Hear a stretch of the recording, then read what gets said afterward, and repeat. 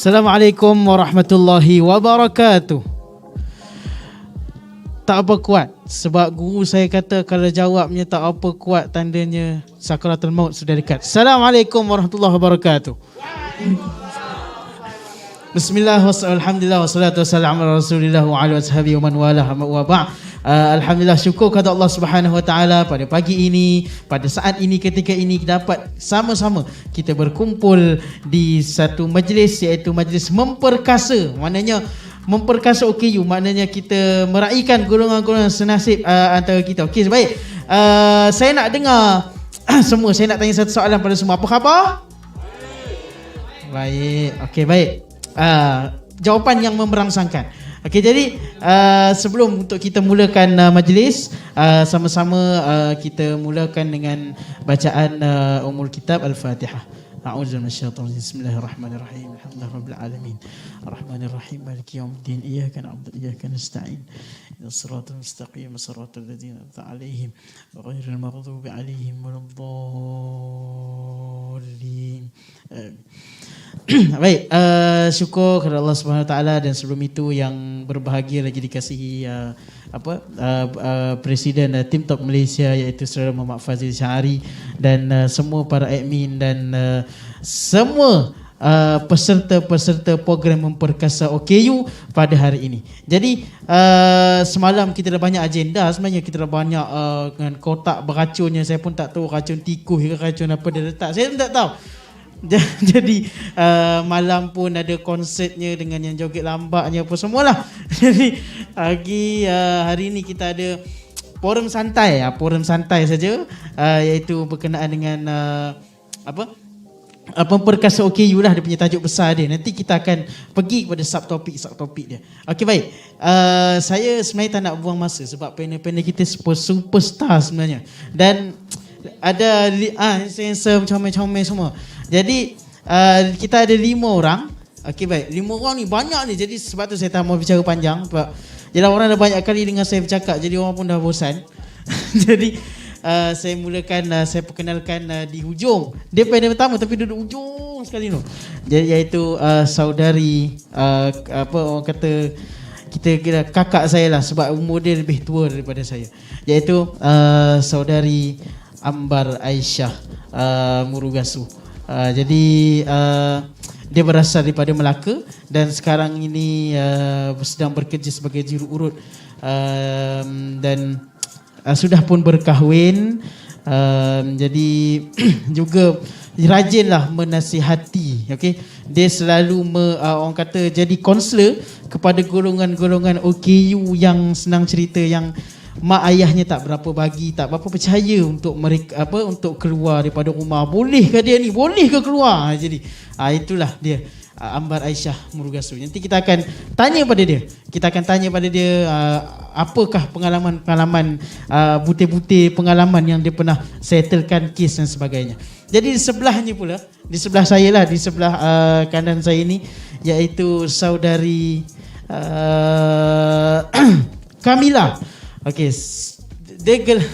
dia sebab dia orang gelarkan dia Ana Kamila, so saya takut saya tersebut nama Ana Kamila, sebab Ana tu saya kalau ikut Arab kan. Jadi sebenarnya nama dia Kamila binti Haramai. Okey, dia juga sekarang berusia 24 tahun dan masih lagi belum berkahwin, dan kerjayanya sebagai usahawan muda OKU, orang kata meniaga macam-macam benda lah. Kepakaran dia dalam bidang perniagaan apa semua. Jadi berasal daripada Ipoh, Perak, dan menetap di bandar Seri Permaisuri di Kuala Lumpur lah. Jadi juga selamat datang. Kemudian di sebelah kiri saya iaitu saudara yang berhormat, yang berbahagia, silap yang berbahagia, Tuan Presiden kita juga turun padang untuk berikan butir-butir orang kata pengalaman dia, iaitu saudara Muhammad Fazil Syahari. Selamat datang juga kita ucapkan dalam program ini, sudi menjadi panel kita pada hari ini. Juga sudah berkahwin, mempunyai seorang anak, dan sekarang menetap di Alustar Kedah. Okey, saya tak mau sebut dia punya taman lah, Taman Lestari Alustar Kedah, dan juga bekerja sebagai jururut lah. di salah sebuah kedai di sana. Dan di sebelahnya pula iaitu Tan Mike Fong menetap di Kuala Kubu, dan masih lagi student orang kata di Darul Quran lah, kita mudahnya Darul Quran. Dan kemudian sebelahnya lagi iaitu ini pendidik, sebelah ni ujung sekali pendidik, iaitu Muhammad Asyik Abu Bakar. Muhammad Asyik Abu Bakar ni iaitu menetap di Ipoh sebagai seorang pendidik, sebagai seorang guru ataupun orang gelarkan dia ustaz. Ada haji pasal dia bagi kopiah. Jadi gitulah kan. Dia ustaz, dia mengajar di orang kata apa, Kinta Valley. Saya tak pasti dia punya nama panjang dia, tapi begitulah. Di Ipoh. Jadi di situlah.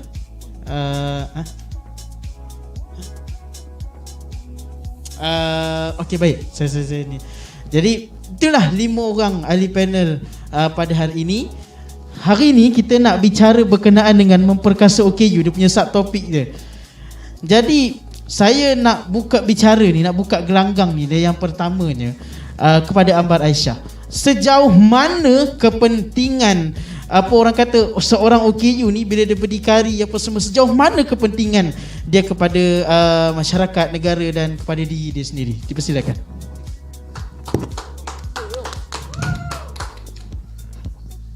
Assalamualaikum warahmatullahi wabarakatuh. Okey. Kepentingan. Sejauh mana kepentingan? Wah, pagi-pagi dah kena soalan cepu mas Okey. Okey. Sejauh mana kepentingan tu sangat-sangatlah penting sebab seorang OKU tu dia bawa masa depan dia sendiri. So masa depan untuk orang OKU seperti kita tak ada siapa-siapa yang boleh tentukan melainkan bidang yang dia minat. So pentinglah untuk masa depan dan penting juga untuk kehidupan dia. Sama seperti yang saya cakap tadi, bagaimana masa depan dia ditetapkan sendiri, sama juga dengan kehidupan dia. Okay, once dah umur 18 ke atas, kita boleh bagi kita boleh bagi dia pendekatan untuk belajar sendirilah. So memori kita ni sangat-sangat penting lah untuk kita ingat bila dah berumur baru kita nak belajar. So kepentingan tu kira memorize kita tu dah kurang lah nanti. So 3 benda yang saya nak tekankan, penting untuk memori, penting untuk kehidupan dan juga penting untuk masa depan. 3 ni lah. Saya rasa itu saja, moderator. Okey, baik. Terima kasih. Jawapan yang sangat tuntas dan ringkas orang kata, tapi bagus sebenarnya bila kita bicara berkenaan dengan ni. Memang penting pasal kalau dah umur 35 baru nak belajar, belum tentu boleh ingat kat mana tangga, kat mana apa kan. Belum tentu boleh ingat. Kan? Belum tentu boleh ingat. Jadi betul lah, penting kepada memori, penting kepada diri, semua penting. Jadi kadang-kadang bila kita bicara pasal ini, untuk pengetahuan semua, anak Kamilah ni juga dulu pernah orang kata tak dapat nak keluar, mak ayah dia tak pernah apa semua. Tapi kita nak tanya, nak orang kata menyerusuri kepada dia. Mungkin dia boleh cerita seberingkas untuk round yang pertama ni. Okey, sebelum tu saya terlupa. Saya memberi kebebasan kepada dia nak cakap berapa minit pun. Saya takkan sekat, jangan risau. Jangan sampai petang. Jadi kita taklah, saya yakin dia orang ni takkanlah lama-lama. Saya tahu, sebab tu saya takkan sekat, sebab saya tahu dia orang takkan lama punya. Yang banyak lamanya saya saja. Okey, baik. Jadi bila sebut berkenaan, saya nak tanya pada saudari Kamilah, mungkin apa perbezaan yang anda rasa selepas selepas dapat keluar, dapat bina hidup sendiri? Apakah perbezaan antara kedua-dua perkara, hidup dengan mak ibu? Kan kita ketepikan mak ayah, kita akan bicara juga pasal ni, tapi mungkin panel yang lain yang akan jawab benda ni. Tapi sejauh mana dia punya kepentingan tu, dia punya perbezaan antara dua kehidupan tu.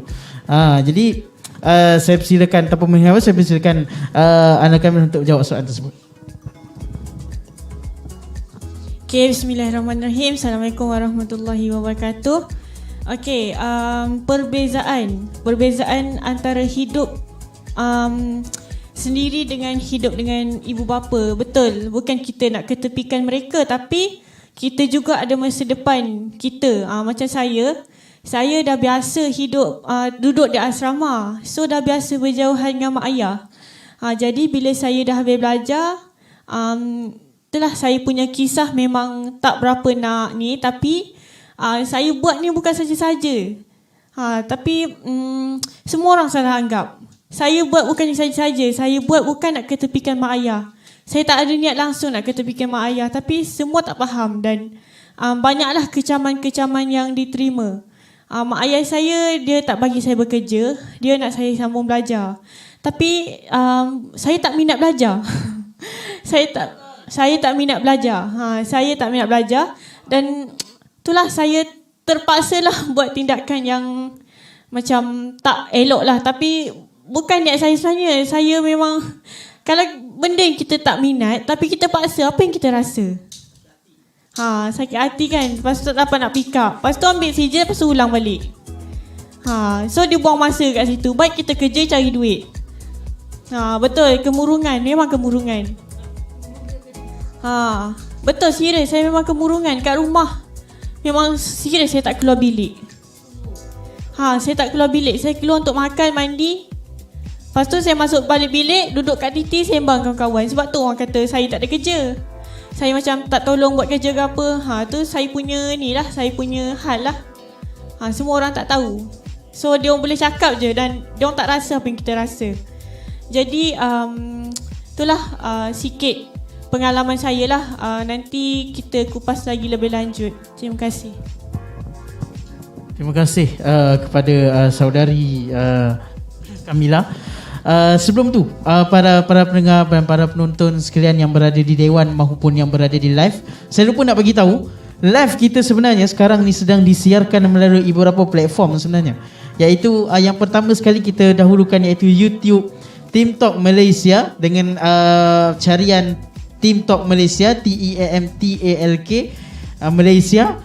Kemudian kita ada juga live daripada yang sedang dihandle oleh Brother Taufik kita. Tepukkan tangan untuk dia. Semangat dia daripada semalam ni. Semangat dia daripada semalam kan. Dia semalam juga dia jaga untuk konsert apa semua. Dia iaitu wakil daripada Ultra VI Production dan sahabat Presiden Ultra VI Production pun tak dapat hadir bersama kita. Sahabat saya tu Muhammad Aiman Muhammad Nizam. Tapi dia nak bagi ada juga kita punya live, dia hantar kawan dia ni iaitu Taufik bin Azman. Jadi kesungguhan Taufik ni kita tengok, dia handle live apa semua. Kan? Tapi tak boleh lebih-lebih, nanti dia bangga. Juga sebelum saya terlupa tadi, yang YouTube yang sedang handle sekarang iaitu Encik Abdul Majid bin Yusof. Kemudian sekarang ni kita juga kita ada satu lagi live dari itu FB, sama juga carian Team Talk Malaysia yang sedang dihandle oleh Faris Nasrullah. Terima kasih banyak-banyak kita ucapkan kepada rakan media kita. Tepuk tangan untuk rakan media kita. Semangat dia orang ni. Jadi kalau tanpa mereka kita tak boleh buat live. Ya, kita pun masa kekangan mata dan sebagainya yang media-media kan, kita ada yang tak berhenti dan sebagainya. Jadi 3 platform ini yang kita siarkan live kita pada hari ini. Jadi kita tiba kepada yang agak senior sikit, iaitu Muhammad Fazil bin Syahri. Dah agak senior sikit. Iaitu soalan pada dia duduk senyap je tadi kan. Dia duduk senyap je. Jadi soalan untuk Encik Muhammad Fazil ni, dia ialah orang kata dia sebagai seorang ayah yang punya seorang anak, betul ke orang tak nampak ni boleh hidup orang kata yalah dengan jaga anaknya apa semua, betul ke boleh? Itu soalan dia. Mudah kan? Sila. Okey, Assalamualaikum warahmatullahi wabarakatuh. Selamat pagi kepada anda semua. Terima kasih kepada yang menonton di Facebook, YouTube dan juga mendengar radio dalam siaran kita pada pagi ini. Macam DJ pula Okey. Sebut pasal boleh ke orang tak nampak ni, mak ayah yang tak nampak menjaga si kecil molek yang berusia 2 bulan ke atas. Kalau baru lahir itu Tak boleh lah sebab yalah dalam pantang dan sebagainya mesti kena ada pengawasan dari ayah dan ibu ataupun mak, abah dan apa-apa sajalah. Jadi bila kebiasaan isu yang berlaku, biasanya anak sulung lah, anak sulung. Contohnya pasangan ni baru berkahwin dan tak kisahlah setahun, 2 ke 3 tahun baru ada baby ataupun setahun dah ada baby. Dia ada satu isu di mana kita selalu dihimpit dengan beberapa soalan. Umpamanya, kamu ni boleh ke jaga anak kamu kecil ni kan, apa macam mana kamu? Jadi kita boleh explain dekat dia, boleh insya-Allah kan. Lagipun ada je kawan-kawan yang boleh tolong tengok. Kamu hentikanlah kerang. Dia merang apa kalau macam budak tu 3-4 bulan kan tertelan apa tersedok susu kan, macam mana rupanya kan. Jadi macam-macam soalan kita ditanya. Jadi buktinya adalah bukan kata saya, ramai orang yang mendidik anak dalam masa ialah kecil, umur 2 bulan sampai sekarang dah besar pun, alhamdulillah semua itu dengan izin Allah Subhanahu Wa Taala. Jadi macam mana cara dia? Ini saya nak bagi tahu cara. Okey. Bila anak tu berusia 2 bulan macam tu, biasanya dia aktiviti dia macam baring, mengiring gitu je lah, atau nak susu apa semua. Okey, kita bila dia nangis tu kita kena check sebab apa dia nangis.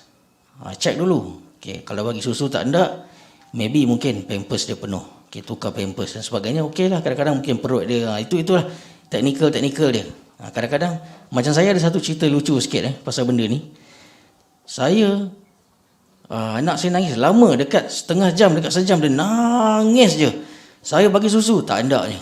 Tukar pampers tak ada. Bubuh minyak apa tu UI cap limau. Tak ada dia. Tiba-tiba saya terfikir, try buka lampu tengok. Saya buka lampu, gelap dia. Allahu Akbar. Dia nak ada lampu gelap-gelap tak ada kan. Kita tak nampak. Jadi macam manalah kan. Jadi Allahu Akbar. Jadi itulah dia. Kita kena sentiasa fikirlah apa. Yalah kadang-kadang kita kalau kita berdua je, kadang-kadang sampai jiran telefon, Fazil ni awak lampu tak buka ni, kan. Kita tak apa, dua-dua aja kan. Kalau mai yang ada yang kecil ni kita kena alert lah. Kena sentiasa check lampu, kadang dia gelap ke, dia takut apa kan. Kena check. Okey, itu daripada segi lampu ataupun dia nak yang cerah. So lain-lain bab, contohnya bila dah besar, dah 5-6 bulan, dia dah mula dah agresif, dah boleh orang kata berjalan sikit-sikit, menerap. Jadi masa ni saya akan jadi karakter macam dia juga. Saya akan menerap ataupun merangkak ikut dia. Mana saja dia pergi, saya akan ikut. Saya tengok di tangan dia ada apa. Kadang-kadang orang tanya, you macam mana jaga itu anak? You ikat sama dia kah? Oh, you. Jadi saya kata, saya tak ikat dia. Saya jaga dia elok. Bagus ya you. Tak nampak boleh itu jaga. You bagus ya. Okey, tak apalah. Jadi kita ikut karakter dia. Kalau kita tengok kat tangan ada guli, buangkan guli tu. Lantak nangis-nangis lah kan. Jadi okey, kesimpulannya macam tu lah, kita kena ikut karakter. Okey, lagi satu, bubuh anak dalam buayan, dalam ataupun endui, kalau orang Kedah kata endui. So kita ni tak tahu dia mengiring ke, bergolek ke, menyelentang ke apa ke. Jadi apa saya buat? Kita beli loceng yang panjang tu, kita ikat, kita ambil satu rebin ataupun tali, kita ikat di buayan. So bila dia bergerak akan bunyi ning di buayan tu. Jadi kita tahu, anak ni buat apa ni? Tengok kaki dia dah terkeluar apa. Jadi kita tahu dia jaga. Jadi itulah teknikal dia. Jadi samalah bila dia dah macam dah 9 bulan, 10 bulan apa ni dah besar. Jadi kita kena awasi dia je lah, jalan-jalan dia tu kan, kena check. Dan lagi satu, barang-barang yang macam water heater ke yang mana panas-panas tu, saya percaya orang tak nampak ni dia tahu macam mana nak arrange supaya letak di tempat yang tinggi, yang selamat, yang mungkin tak senang dicapai oleh dia lah, kan. Jadi kalau untuk itu, kalau anda lakukan tips-tips ni, InsyaAllah anda akan berjaya. Dan juga dalam teknikal-teknikal yang lain tu, mungkin kita boleh minta tunjuk ajar daripada adik-beradik. Contohnya susu ni berapa aus, air panas macam mana kan, air biasa macam mana. So nak buat nestem atau moi apa semua tu, kita boleh tunjuk ajar. Kita minta adik-beradik kita atau mak kita yang ajarkan, insyaAllah. Dan lagi satu, saya buat survey, bukan saja saya, malah rakan-rakan saya berpendapat bahawa anak-anak yang lahir dari orang kata keluarga ataupun ialah mak ayah yang OKU ni, dia ni dah macam ada satu accessibility. Okey. Contoh dia nangis, anda bagi susu, kita tak payah nak cari di mana mulut dia, dia sendiri akan datang di puting botol susu tu, dia akan masuk di mulut dia dan dia akan pegang di tangan dia tu. Jadi itulah accessibility yang Allah Subhanahu Wa Taala bagi pada anak-anak yang ayah mak ayah OKU. Jadi cuba-cubalah anda survey kan, mana-mana tahu betul ke apa ni yang saya cakap ni kan, salah kot kan. Cuba-cubalah, ini yang saya jumpa, ini yang saya jumpa. Jadi pada mungkin yang nak bernikah, tak lama lagi insyaAllah, mana tahu kan, daripada sini ataupun daripada rakan-rakan kita yang menonton atau mendengar siaran ini, so boleh nikmatilah, orang kata apa, mungkin boleh ada bukan matilah, menikmati apa yang saya katakan ini. Ya. Jadi itu kita tak nak stres-stres, kita nak for fun. Ada hiburan sikit. Jadi terima kasih kepada penonton-penonton di depan saya ni, comel-comel, handsome semua. Ada yang besar, ada yang kecil. Kan? Ada Santesh. Kalau Santesh mendengar, mana tahu Santesh, selamat mendengar ataupun menonton siaran kami pada pagi ini. Mana tahu di kalangan golongan artis, insya-Allah. Mana tahu Okey, saya serahkan kepada kita punya ni lah. Okey, baik, terima kasih kepada Cik Muhammad Fazil Syahari di atas orang kata perkongsian yang dia bagi. Sangat-sangat bermakna sebenarnya. Yalah, sebab saya pun boleh ambil pasal saya tak kahwin lagi. Saya boleh ambil kan. Jadi kita semua boleh jadikan apa orang kata ilmu untuk kita dan sebagainya. Jadi tadi kalau kita sebut, kalau kita tengok, dia kata mula-mula tadi dia kata, mak dia tanya boleh ke jaga, boleh ke, sama juga macam situasi orang berkahwin, boleh ke keluar ni, boleh ke berjalan, boleh ke apa benda ni. Jadi kita nak pergi kepada panel seterusnya, iaitu Tan Mat Fong. Kita nak pergi, nak tanya dia, mungkin yelah kadang-kadang boleh ke, kita kata boleh, tak adalah kau ni ya je, boleh ke, dia macam membantah kita. So kadang-kadang apa yang kita boleh buat bila dah keadaan macam tu, macam mana kita nak survive supaya mereka ni faham yang bahawa kita ni orang tak nampak boleh buat semua benda tu. Macam mana kita nak terangkan kepada mereka dengan cara yang betul. Kadang-kadang sampai satu peringkat yang mana Okey, terus. Okey. Sampaikan ada satu peringkat yang mana yalah pengalaman kadang orang kata, kau ni derhaka kat mak ke, sampai kita tertinggi suara dan sebagainya. Jadi macam mana kita nak survive keadaan macam tu? Dipersilakan. Assalamualaikum warahmatullahi wabarakatuh. Okey, yang berbahagia Presiden TTM, seluruh kru admin TTM dan sahabat-sahabat peserta program Perkasa OKU TTM. Apa khabar semua? Alhamdulillah. Saya teringat dalam sebuah surah, Suratul Kahfi, ataupun surah yang seumpama dengan dia, wala taqul lahu uff. Jangan cakap dekat mak bapak kita uff, dan sebagainya. Kadang-kadang saya faham akan ada parents yang akan guna ayat yang seperti ini, yang akan membantah. Cuma kadang-kadang ni saudara moderator, emosi tu dia akan tak boleh kawal, so dia akan meletus juga. So demi nak mempertahankan kadang-kadang kita akan tahu bahawasanya adab tu tak berapa elok, tapi kadang-kadang bukan kita nak kurang hasam ataupun kurang ajar. Cuma kita terkena juga track tu. So kita cuba juga usaha seelok dia mungkin untuk mempertahankan hujah kita. Saya berpengalaman baru-baru ni daripada keluarga bahagia Pertis lagi sehinggalah ke hari ini pun sama juga.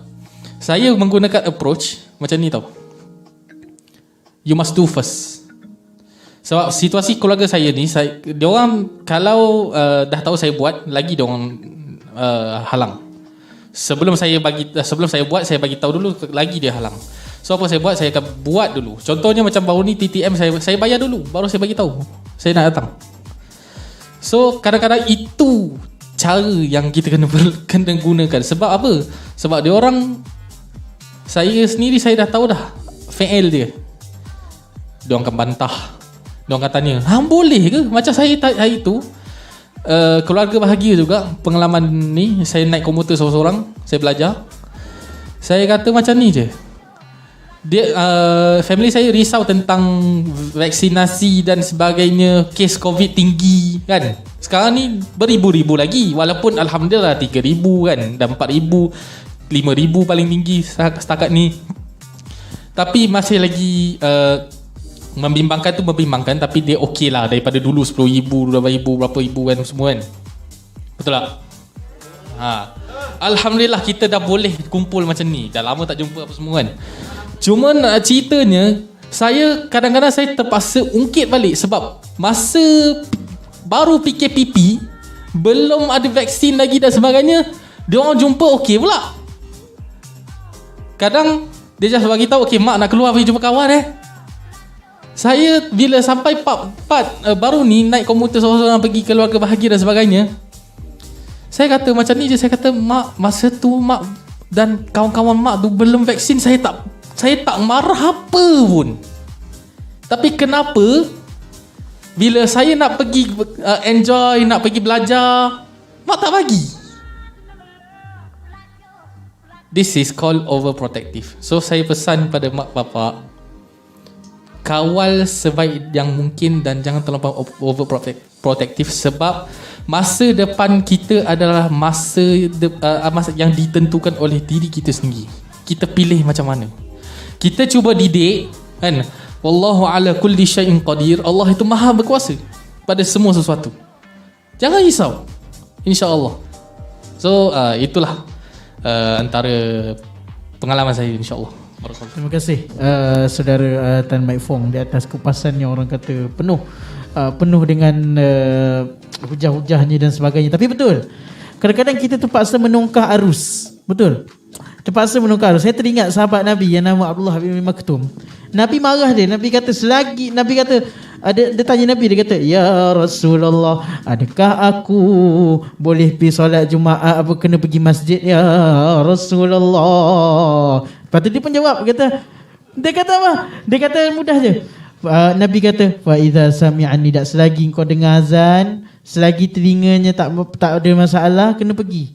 Menunjukkan di sini, kalau kita rujuk daripada kisah itu, maknanya kalau kita pusing balik ke era kita sekarang dengan nak kaitkan dengan OKU apa semua ni, yalah kita maklum Abdullah bin Maktum itu matanya tak nampak.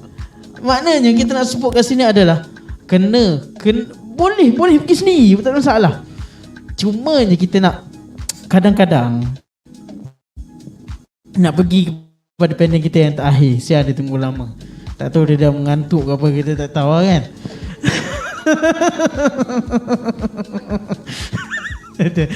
Mungkin kita nak minta dia bagi contoh lah. Orang kata contoh orang kata, sebab kadang-kadang ada mak ayah yang tanya tau, "Kau ni nak ke belakangkan mak ke? Kau tak tahu ke hukum kau ni nak keluar ni, ada hukum kau nak lawan mak ni macam mana ni? Tak tahu ke derhaka? Tak tahu ke benda ni semua ni?" Jadi kadang-kadang mak rasa mak nak pergi tanya ustaz lah, betul tak cara kau ni. Kadang macam tu, sampai macam tu sekali cara dia. So kadang macam mana kita nak kaitkan, kadang Nabi pun zaman dulu tak ada buat macam itu. Kerana dia kaitkan benda macam tu, macam-macam perkara mak ayah ni. Jadi bukan sekadar nak ketepikan. Hari ni kita lebih kepada nak memberi penjelasan sebenarnya. Mungkin ada di kalangan mak ayah yang menonton live pada hari. Bukan kami nak apa kata mak ayah ni semua salah, tidak. Tapi kami nak memberi penjelasan bahawa kami juga boleh untuk orang kata apa, hidup berdikari. Jadi silakan Asyik untuk saudara Muhammad Asyik Abu Bakar untuk kupas isu yang saya tanya tadi. Silakan. Bismillahirrahmanirrahim. Assalamualaikum warahmatullahi wabarakatuh. Baik, jadi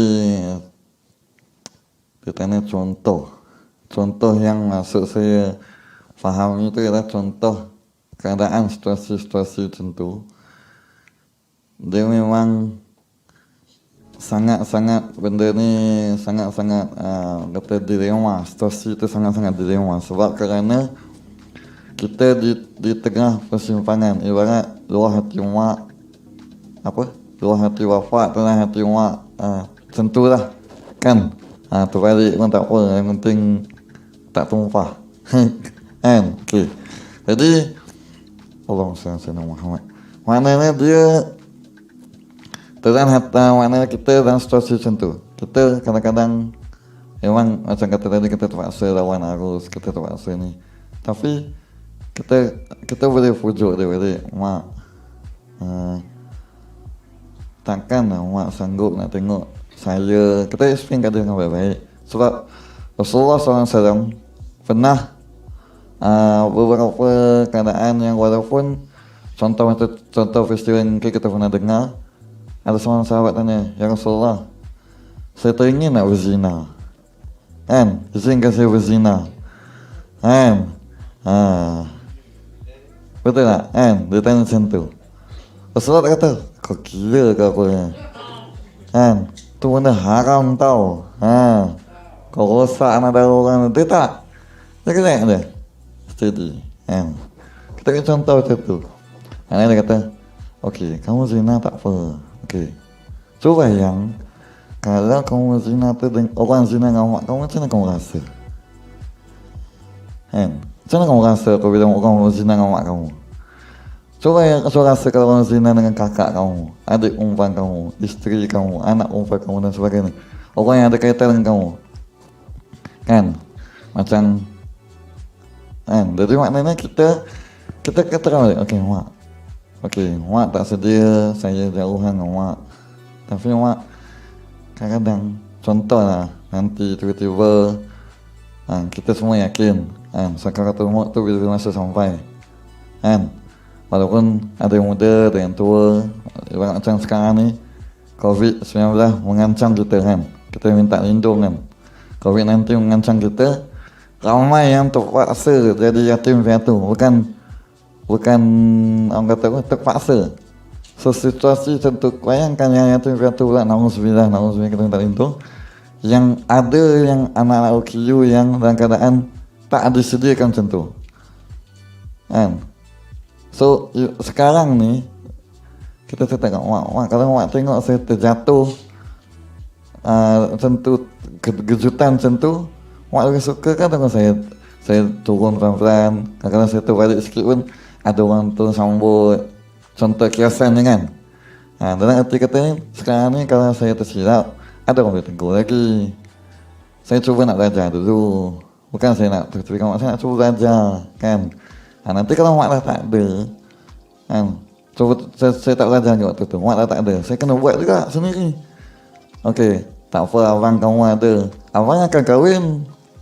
Tak apa kakak kamu ada. Kakak contoh suami dia kata, aku tak nak tanggung adik ipar kau. Kau pandai-pandai lah, aku nak tanggung kau saja. So, kakak ni kan tak suami dia, takkan nak demi adik nak lawan cakap suami, kan. So dalam arti kata lain, bukan kita tak harap adik-adik, tapi kesediaan situasi-situasi itu kita kena penjelasan dengan cara baik. Kita beri kejelasan, mak sanggup kan ni. Sekarang ni tak apa mak, kalau mak boleh cerita kat saya, bagi petua kat saya macam mana. Okey, kalau kamu pergi ni, pastikan ada kat sini. Mak, saya nak belajar. Kita tanya dia elok, kita cuba explain kat dia elok. Jadi dalam keadaan macam tu, Dan juga mungkin satu lagi cara ialah kan kita boleh juga mungkin kalau kita boleh kenalkan mak kita dengan kawan-kawan yang dah berjaya, kawan kita yang kita kenal. Mak, kawan saya ni dia boleh buat, saya nak cuba tiru dia. Kan? Takkan tak boleh kok mak. Kita cuba pujuk. Walaupun lawan arus tu dan satu cara, tapi lawan arus tu dan orang kata Rasulullah SAW orang tak masuk Islam dia tak tahu perang. Dia mula nasihat, kemudian jizyah, akhir sekali baru peperangan kan. Jadi maknanya ialah kita ada beberapa langkah kita ambil dulu sebelum kita ambil final step, iaitu macam kita against dia sementara.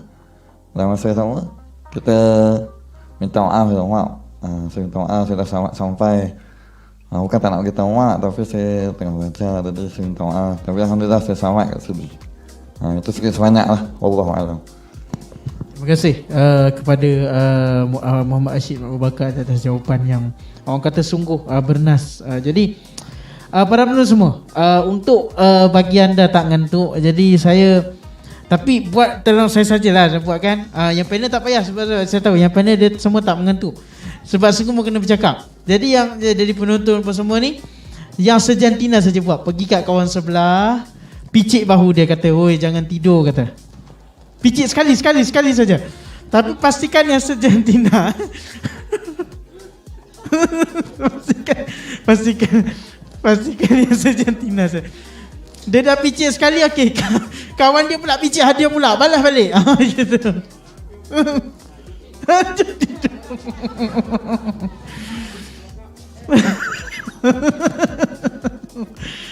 Okey. Okey, semua terima kasih. Tadi jawapannya sangat bagus. Tadi sangat bagus jawapan. Betul apa yang kita cakap tu, memang terpaksa kita slow talk, kita gunakan kaedah slow talk. Itulah cerita. Tapi kadang-kadang walau macam mana pun kesabaran memang menguji sikit lah. Tapi kita cubalah slow-slow kan. Yang paling penting sekali, sentiasa mohon kat Tuhan. Itu paling penting. Jadi okey, saya nak tanya orang kata untuk pusing yang kedua ni ada soalan tau. Maksudnya soalan penonton nak bagi soalan kat panel-panel macam tu lah. Jadi ada tak di kalangan anda yang nak bagi soalan? Tak apa, angkat tangan, tanya saja terus. Nanti saya sekali dengar dan saya akan ulang balik dan cakap kat panel mana nak tanya. Nak tanya kat siapa?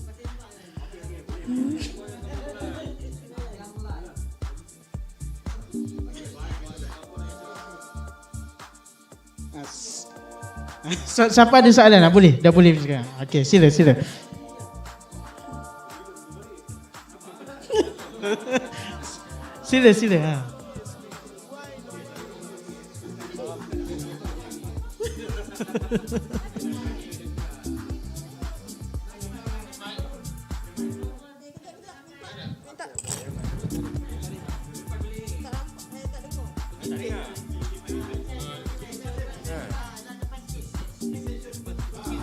Okey. Okey, Assalamualaikum, selamat pagi Okey, selamat pagi. Saya nak tanya kat bila baling dadu rasa kena kat Ana Kamila kot. Okey, insya-Allah. Okey, saya ada dua soalan kat sini. Okey, apa solution ataupun cadangan yang terbaik, pilihan yang terbaik jika anda mempunyai kawan OKU yang mempunyai pemikiran yang pasif atau negatif, untuk mereka jadi mempunyai pemikiran yang positif untuk survive. Okey.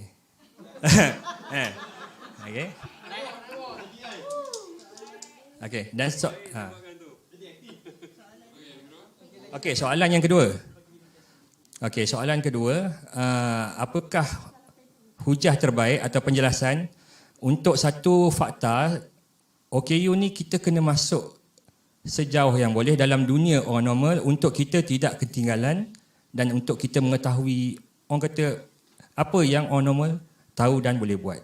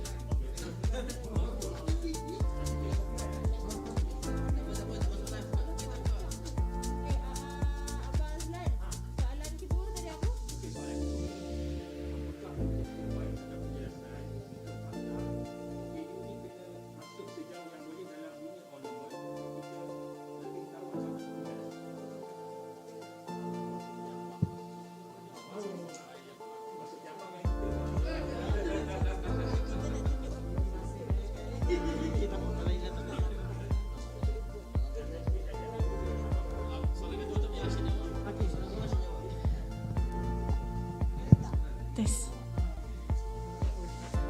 Okey, soalan pertama, macam mana kita nak mencadangkan untuk kawan yang senasib kita. Macam mana tadi? Oh, dia macam ni lah, ragu-ragu lah. Kalau dia seorang yang negatif, nak bagi dia positif untuk berubah, untuk survive, macam mana? Dia jadi pasrah, jadi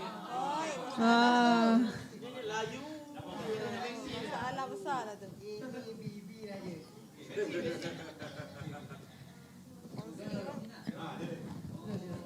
Okey, cadangan yang kita boleh bagi macam ni, kita cakap dekat dia. Kau cuba fikir nanti kalau mak bapak kau dah tak ada, ataupun kalau mak ayah kau dah tak ada, kau nak hidup macam mana? Contohnya kalau dia anak tunggal, siapa yang nak jaga dia? Memang mak ayah dia cakap, makcik, pakcik, atuk, nenek ada. Tapi kalau dia orang pun dah tak ada, apa yang kau boleh buat? Apa yang kau macam boleh, apa yang kau perlu buat? Kau cuba fikir macam tu.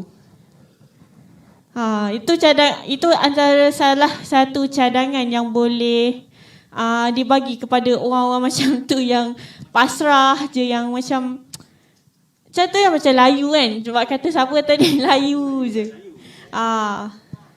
Lemah. Suruh dia fikir balik. kalau dia kata ulat dalam batu pun boleh makan. Salah statement tu.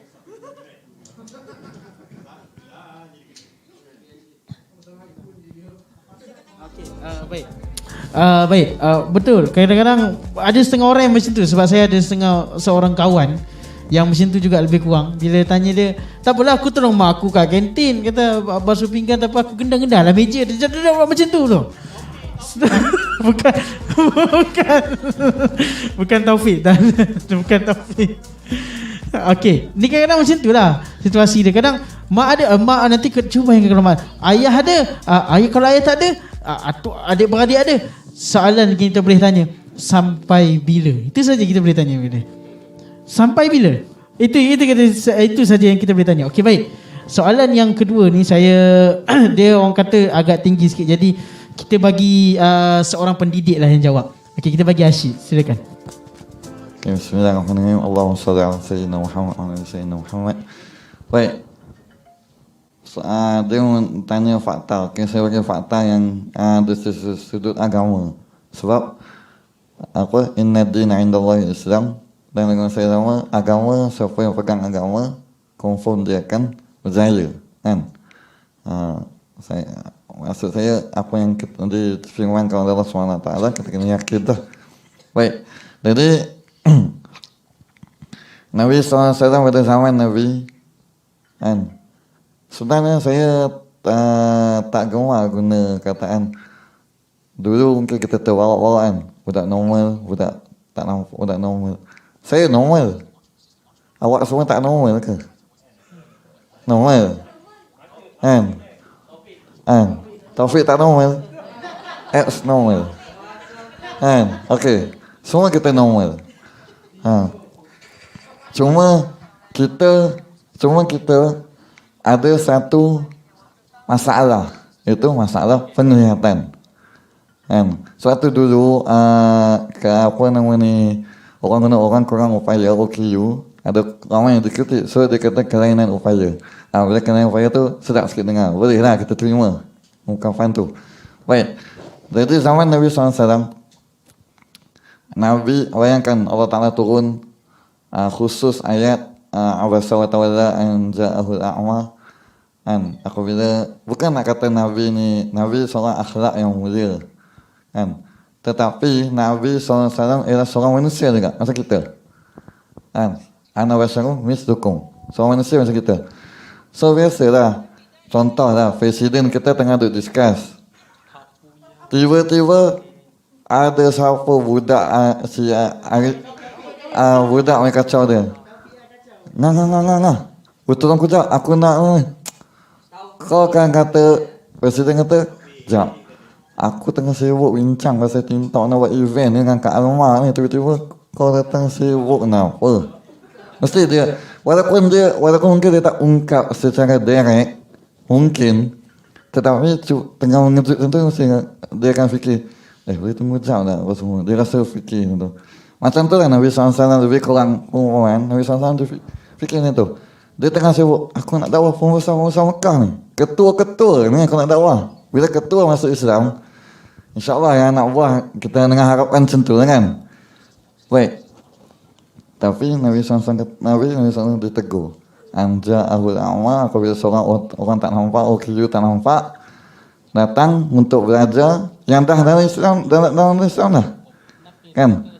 Maknanya dia orang dah dalam Islam, cuma nak belajar, nak tambah dia. Ini dah ada dah. Maknanya kita selamat, maknanya utamakan yang orang kata yang dah ada dah tu.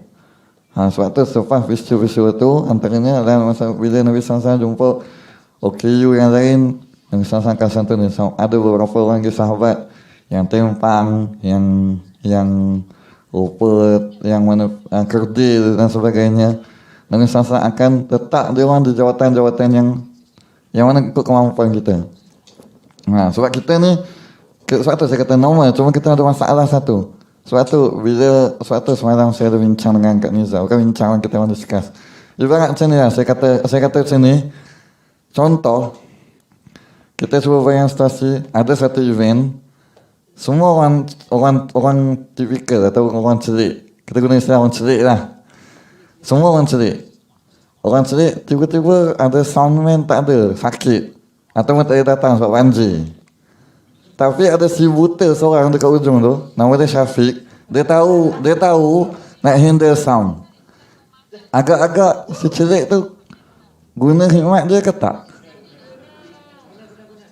Kita rasa dia guna, tapi saya nak beritahu korang, kemungkinan besar tak guna pun. Sebab apa? Yes. Dan kita kena cuba yakinkan dia orang dengan explain secara baik. Tapi kita percaya dengan orang celik. Kita kadang-kadang terjatuh benda dalam bilik, kita semua tak nampak satu benda dalam bilik hotel. Tiba-tiba kita panggil housekeeping, tolong masuk bilik ambil benda. Bayangkan dalam bilik kita tu semua ada benda peribadi. Kemungkinan besar dia seorang nampak, kita tak nampak. Kita percaya dia. Kita boleh kata, aku tak percaya orang tak nampak, aku tak percaya orang nampak. Boleh kita kata. Kita merasa ragu kan nak jawab soalan, sebab kita memang kita akan yakin orang nampak. Mana orang nampak pun ada kat yang berniat yang jahat. Tak mustahil. Sebab inna syaitan dan aku pandu mubin, syaitan dia akan rasuk semua orang. Nampak ke, tak nampak ke, sama je. Kan? Sebab tu ada orang kata, orang tak nampak ni hati terang. Hati terang tu dia doakan kita amin lah. Tapi tetap kita kena yakin. Sebab tu kita kena explain kat dia orang, sebenarnya orang tak nampak cuma sama. Kan? Jadi itu sikit sebanyak. Sebenarnya ada beberapa contoh yang saya ingat, tapi saya nak ringkaskan. Itu antaranya yang maknanya fakta dari Al-Quran dan Nabi SAW. Sebab tu kita boleh integrasikan. Alhamdulillah di Malaysia ni sekolah-sekolah pun ada yang dah ada IP integrated program, yang mana ada di luar negara yang terkejut. Malaysia boleh buat integrated program. Sekolah budak yang resource atau budak yang OKU dengan budak yang boleh duduk semeja. Maksudnya cakap boleh duduk semeja untuk dalam proses PDP.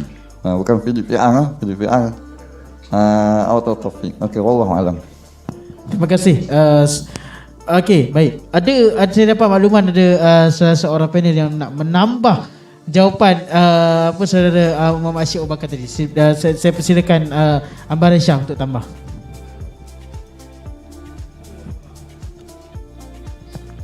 Assalamualaikum. Okey, apa yang dikatakan Ustaz Asyik tadi 100% betul. Approval tu adalah sangat penting untuk kita meyakinkan orang-orang yang celik ni supaya kita boleh buat. Saya adalah satu pengalaman saya nak share. Sekarang ni kita perlukan MySejahtera, betul? Kita perlukan MySejahtera. kita perlukan temperature. Kita nak cek suhu tu kan. Okay, kebanyakan sekarang ni kan dah bersuara. So ada setengah-setengah orang celik ni dia masih tak tahu yang ada yang temperature yang bersuara tau. So bila saya pergi ke pasaraya, awak buta awak boleh buat ke? Dia tanya. Saya cakap dengan dia, tak apa puan, bagi saya buat dulu. Okay, nanti sebenarnya kita boleh je buat. So kita kena yakinkan dia, kita kena tunjuk dulu. Tu pengalaman pertama. Dan cek suhu, benda ni ada bunyi ke? Macam tu. So kita buka benda tu, benda tu bunyi suhu biasa. Mereka ni akan yakinlah dengan keadaan semasa yang kita boleh buat. Okay, pengalaman pertama. Pengalaman kedua, saya pernah bekerja taska dulu 2 bulan. Ni sangat-sangat mencabar bagi saya lah sebagai seorang OKU penglihatan. Dan saya tak ada sijil untuk menjaga kanak-kanak. So saya berbekalkan pengalaman saya menjaga anak buah saya je. Mula-mula saya pergi minta taska dekat Seksyen 7 Shah Alam tu. Dia cakap dengan saya, awak ni tak nampak, boleh ke jaga baby? Saya tak yakin orang tak nampak. Saya tak harap orang tak nampak boleh jaga baby. Dia cakap macam tu. So saya macam bila dengar tu, dalam hati tak payah cakap, mesti tercabar kan. Tapi saya cakap dengan dia, tak apa kak, saya tunjuk dulu. So dia kata, apa yang awak boleh buktikan yang awak boleh betul-betul boleh jaga baby?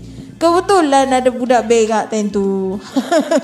So kita kena basuh lah. Tukar lampin dia, pakaikan dia balik apa yang dekat perut tu, bengkung baby tu. So kena mandikan baby tu. Bila baby tu nangis, kita kena buat apa. So semua satu demi satu saya kena cerita. Satu demi satu dia uji saya dekat 5 jam saya kat dalam taska tu. Apa-apa yang budak tu buat, saya kena settlekan. Contoh, budak tu tak lepas sedawa. Dia kata macam mana lepas minum susu tu kita nak bagi budak tu sedawa. Kena dudukkan dia, tepuk belakang dia sampai dia bunyi sedawa. Banyak benda yang dia uji saya sampai dia betul-betul yakin yang saya boleh buat, baru saya boleh masuk kerja esoknya. So nak cerita kat sini, orang celik ni dia mengharapkan approval daripada kita. Kalau tak ada approve, dia susah sikit nak percaya. Itu je daripada saya.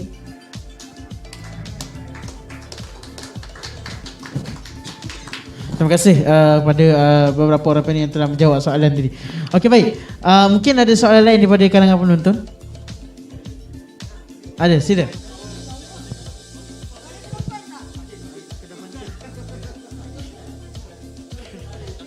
Minta ke depan sikit, ke depan sebab wayar tak sampai.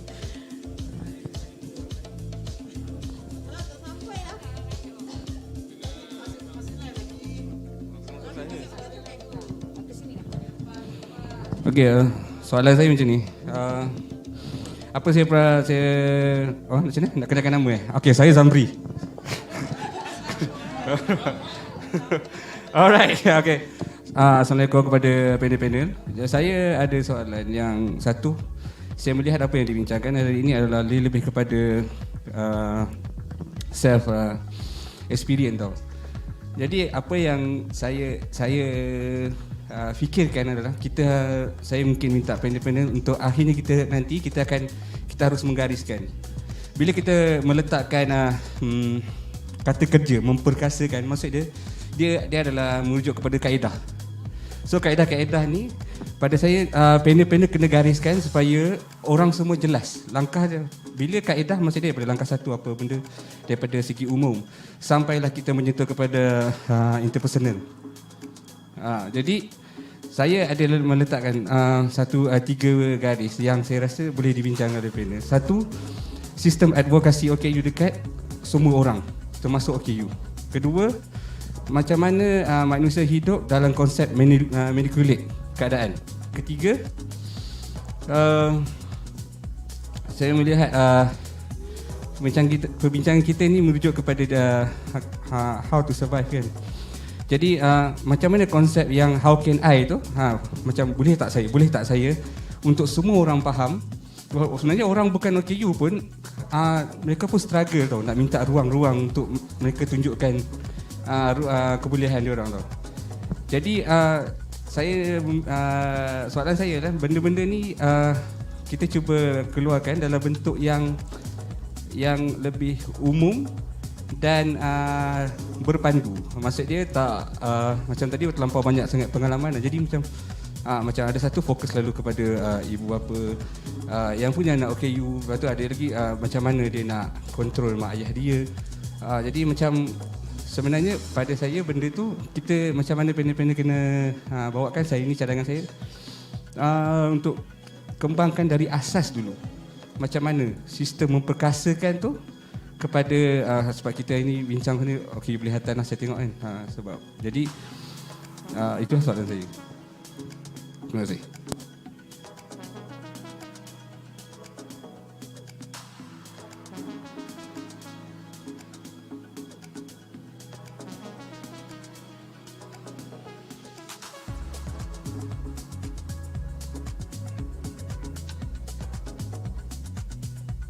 Okey, terima kasih pada saudara. Dia kenakan diri dia. Tapi saya tahu siapa dia. Itu cerita dia. Terima kasih atas soalan juga. Tapi betul. Bila sebut memperkasa, kita akan highlight sebenarnya highlight di hujung nanti kita akan cakap panel macam kita memang bincang panjang-panjang tapi kita nak bagi satu kaedah yang ringkas. Macam mana kaedah pertama apa, kedua macam mana, asas apa yang mereka kena buat. Betul. Apa yang mereka kena buat. Jadi disebabkan soalan ini ditanyakan, jadi saya cuba untuk bagi kepada ke semua ahli panel ni untuk kupas kaedah-kaedah tersebutlah sedikit dan mungkin ada yang tapi saya yakin semua hafal tak payah salin. Tak ingatlah dalam otak. Okey. Mungkin yang tengok live mungkin nak salin ke apa kan, yang para penonton live di YouTube apa semua. Jadi saya persilakan start daripada ahli panel yang pertama. Saya saudara Ambar saudari Ambar Aisyah dipersilakan.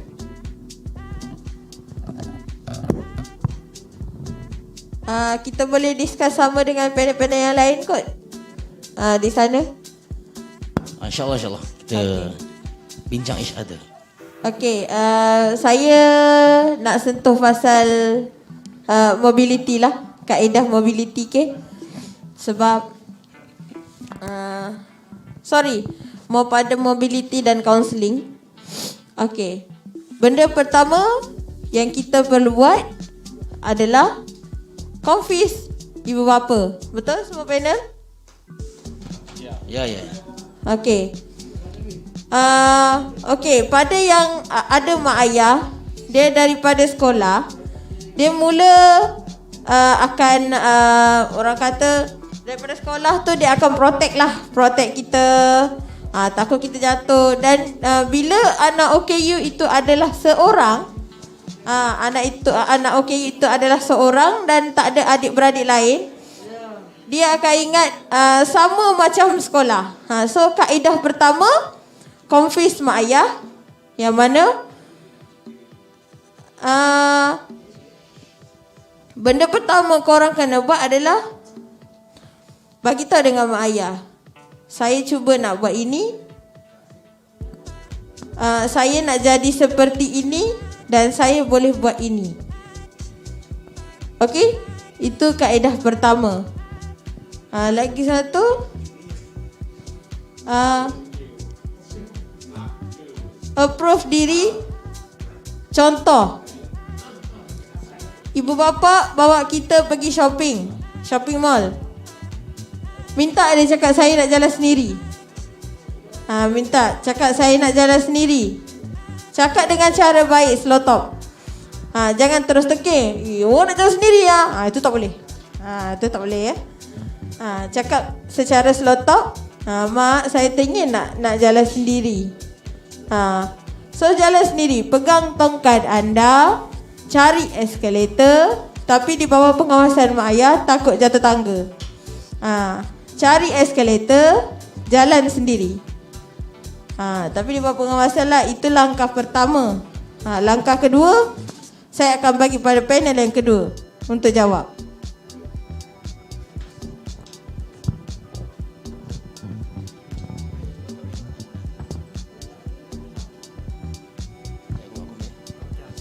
Okey. Berdasarkan pengalaman yang daripada kecil sampai besar, saya dah belajar macam-macam tentang ialah kita punya sociality, tentang ialah cara-cara kita bergerak semua kan.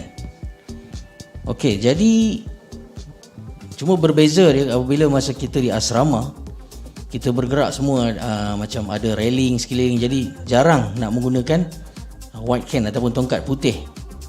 Jadi pada siapa yang menonton siaran ini, pada yang mungkin normal ataupun celik, okey, orang kelainan upaya ataupun OKU ni, dia kita ada apa ni, tongkat putih. Tongkat ini fungsi dia untuk membantu kita. Tu dengar tu. Kalau dengar lah. Tunjuk kalau boleh tunjuk. Di skrin ke di mana-mana. Okey, tongkat putih ni fungsi dia untuk membantu kita untuk kita berjalan-jalan di sekitar kawasan-kawasan bangunan, dekat lampu isyarat ke, dekat dalam rumah kalau perlu, kalau tempat tu baru, kalau rumah besar-besar, gunalah ya. Dekat hospital ke mana-mana, gunakan tongkat ini untuk bergerak, berjalan-jalan, round-round. Sebab itu biasanya kita ni kalau macam macam kami-kami semua ni, tak kisahlah hotel ke apa-apa ke, perkara pertama, kita akan jalan dan bersesat-sesatlah dahulu. Masuklah kedai mana-mana pun, nak pergi kedai handphone, masuk kedai baju, kan? Jadi itu perkara biasa bagi golongan OKU ni, orang kelainan upaya. Biasa. Jangan cakap, apa ni, kenapa ni sesat ni? Kita jangan ngomel, jangan kita nak resah, jangan kita nak gundah gulana. Sesat tu adalah permainan kita. Kita bermain-main dengan benda tu dulu. Contohnya mungkin orang-orang biasa ni dia takkan faham lah. Dia kata, dah kenapa nak pergi kedai handset, pergi kedai apa ni baju pula, dah kenapa tak apa, itu biarlah dia orang nak kata apa-apa, yang penting kita buat kerja kita lah. Sebab dengan sesat inilah kita boleh tahu dan jumpa kawasan yang kita nak pergi. Contohnya macam memperkasa OKU yang kita punya program ni, kami semua bergerak sendiri daripada lift ke hotel, lift ke hotel pula dah. Lift ke bilik. Tingkat 7 naik, corner kanan lah, corner kiri lah, jalan straight lah. Kan? Okey, jadi dalam saya duk belajar benda-benda ni semua, saya ada satu pengalaman di mana 2003 saya ada masa tu adalah sponsor untuk sekolah-sekolah punya pergi ke hotel. Jadi masa itu kawan-kawan saya semua kita kata melepaklah di bilik macam-macam kita buat sekarang ni kan, kan, melepak-lepak, ada apa, adalah peristiwa yang mengganggu saya pada malam tu. Okey, tak apa, abaikan. Jadi 2003 saya pergi lepak bilik kawan, dan kawan saya yang sebilik dengan saya itu kata, Zail, aku balik dulu lah, aku ngantuk lah. Okey lah, tak apalah. Okey, sedang saya keluar daripada bilik kawan saya tu nak ke bilik saya ambil kad saya dengan yakinnya, saya pun masuk dekat pintu tu kenapa tak boleh kenapa tak boleh cabut balik, masuk kali kedua, cabut balik, masuk kali ketiga, elok kali keempat, belum nak masuk kad lagi, kecepat, ada tamparnya pipi saya. Jadi apa yang saya rasa, sakit lah mesti. Jadi dalam keadaan itu sakit-sakit tu saya jalan, lepas tu Allah, tak nampak, ya Allah, kesian perempuan dia pun mungkin terkejut, siapalah malam-malam buta pergi kacau bilik kan. Jadi dia pun bilik nombor berapa? Bilik nombor 302. Sebelah ni je. Tak apalah, dia pun jolok kad bagi saya masuk. Jadi perkara-perkara ini untuk OKU dia mesti hadapilah juga sikit-sikit. Langgar tiang, itu memang permainan kawan, sahabat. Langgar lampu.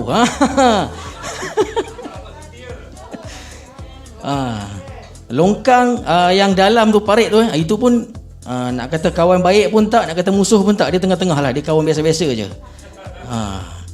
Tapi sahabat setia adalah tiang. Tiang tu sahabat setia.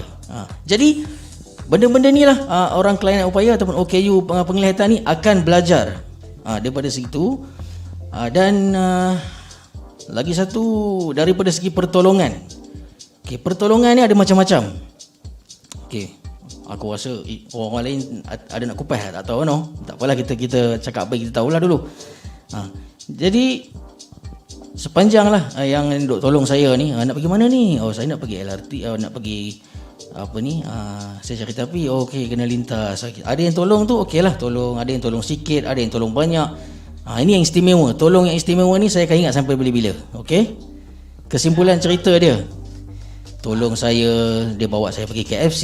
Lepas tu dia kata, saya pun kata tiket saya pukul 11. Jadi sebelum tu saya nak pergi tandas dululah. Okey, yang tolong saya ni perempuan perempuan. Okey. Ya, lampam. Jadi waktu tu belum. Jadi dia pun bawa saya ke tandas, tandas OKU, tandas yang besar tu.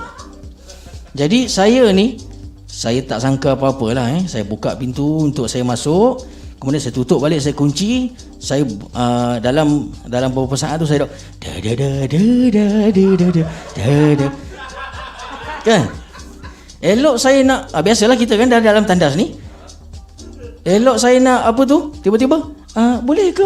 Allah. Jadi saya ni menjerit kan. Jadi saya kata tak apa, awak keluar dulu, tak apa, saya memang dah biasa dalam tempat-tempat macam ni, tak apa, saya okey. Jadi dia kata betul ke? Betul. Tak apa. Awak nanti kalau saya dah keluar dari tandas, awak sambutlah saya. Macam itulah cara dia. Jadi dia pun keluar, saya tutup pintu. Saya tak puas hati saya masih lagi ambil tongkat, kayuh satu bilik air, nak pastikan dia tak ada. Jadi macam-macam jenis pertolongan. Ini pertolongan yang paling special. Kalau tak tahulah jadi itulah daripada segi pertolongan, dan insya-Allah yang lain-lain akan kupas apa accessibility ke apa ke semua ni, insya-Allah. Dipersilakan. Siapa nak? Saya dah duduk di Darul Quran hampir 3-4 tahun. Jadi antara teknik bila kita tak ada railing dan sebagainya, hanya ada tiang dan hanya ada jalan tar. Jadi apa yang kita perlu buat ialah ikut divider tu. Kan? Contohnya kalau nak pergi daripada asrama, nak pergi ke pusat, pergi ke masjid, memang kena lalu jalan tar. Hatta kalau kau ikut jalan susu gajah pun dia tak ada railing apa semua. So macam mana kita nak buat? Kita cari landmark, tangga kecil yang nak arah ke longkang. Ikut saja laluan tu.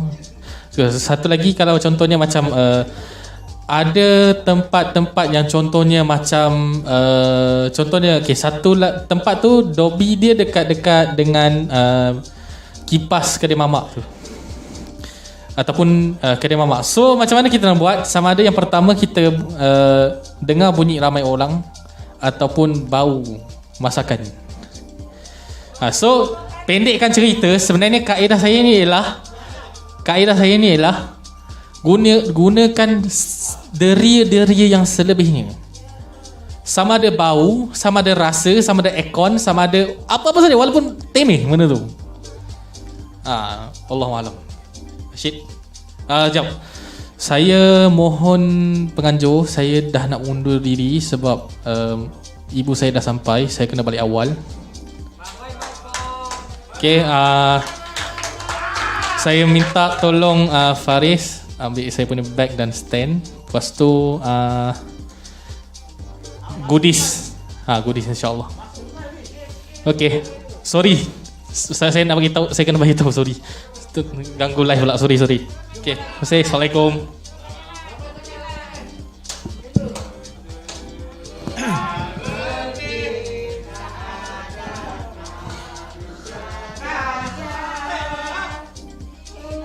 Okey, baik, kita ucapkan selamat jalan kepada Tan Mat Fong adik, kerana dia orang kata ada nak bergerak, adik kerana ada urusan lain.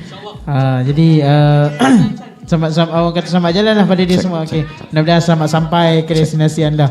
Okey, baik. Dipersilakan saudara Muhammad Asyik Abu Bakar untuk meneruskan jawapan. Okay, bismillahirrahmanirrahim. Allahumma salli ala sayyidina Muhammad. Okey, baik. Saya nak katalah kalau nak gulung ke nak roll out apa yang dia orang cakap. Okey. Kaedah semua tu ada apa pun. Bukan saya nak kaitkan dengan politik kan. Contoh. Contoh lah. Saya nak kata nak bagi faham lah. Okey. Yang awak Muhammad PM 9 kita cetuskan aspirasi keluarga Malaysia. Okey. Nak cerita kat sini, keluarga ni adalah satu benda yang sangat-sangat dekat di hati kita. Dan punca keluarga ialah mak ayah, betul tak? Macam kita kan convincekan mak ayah semua bagai. Okey.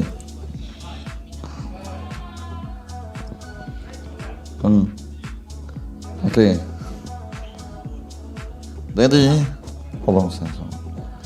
Jadi apa pun kita nak latih, saya fikirkan, saya cadangkan macam ni.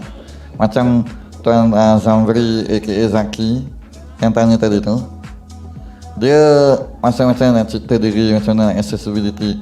Okey, kita senang, kita mudah kita nak faham, walaupun kita mungkin fikir remeh, tapi kita bermula dari paling bawah. Tempat yang kita ada hari-hari ialah di dalam rumah kita. Kita cuba yakinkan keluarga kita, iaitu ketuanya mak ayah kan, dan adik-adik kita, sekiranya kita ada adik-adik. Dalam rumah kita ni, kita boleh buat A sampai Z. Maksudnya, contoh saya fikir mudah, tak ada terlanggar benda. Okey, saya faham langgar tu satu normal. Tapi kita cuba agak benda tu okey normal. Orang kata memang kita dalam hati kita normal tak apa, tapi kita cuba macam mana kita nak buat, macam mana kita nak buat landmark kita. Okey, dekat tepi kabinet ni pintu sekian-sekian, tepi tiang apa, tepi sofa ni sekian-sekian. Macam tadi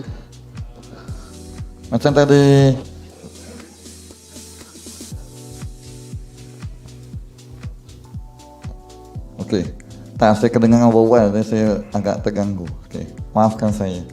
Okey, jadi macam tadi Taman Irfan cerita kat saya landmark kan, guna area landmark.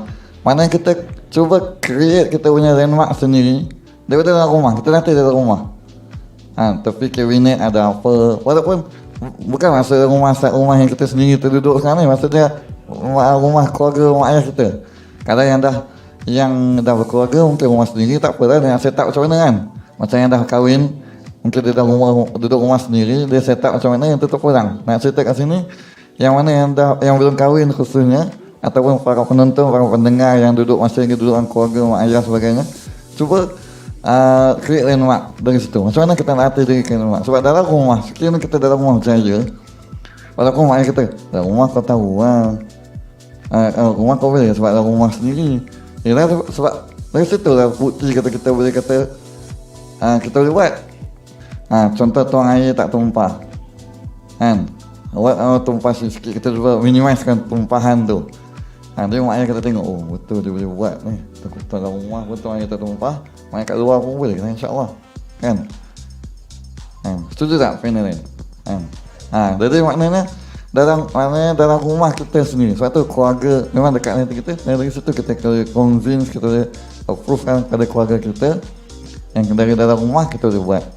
Sebenarnya OKU ni sebenarnya istilah OKU ni, walaupun orang gunakan untuk golongan tertentu, tapi sebenarnya kalau ikutkan OKU ni sama je. Semua OKU juga.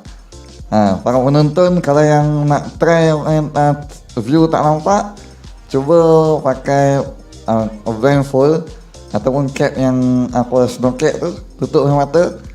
Okey, try pakai, saya anjurkan pakai selama 5 ke 10 minit dan bergerak dalam rumah anda sendiri, tak payah gerak kat luar pun. Kan? Okey. Terus silakan.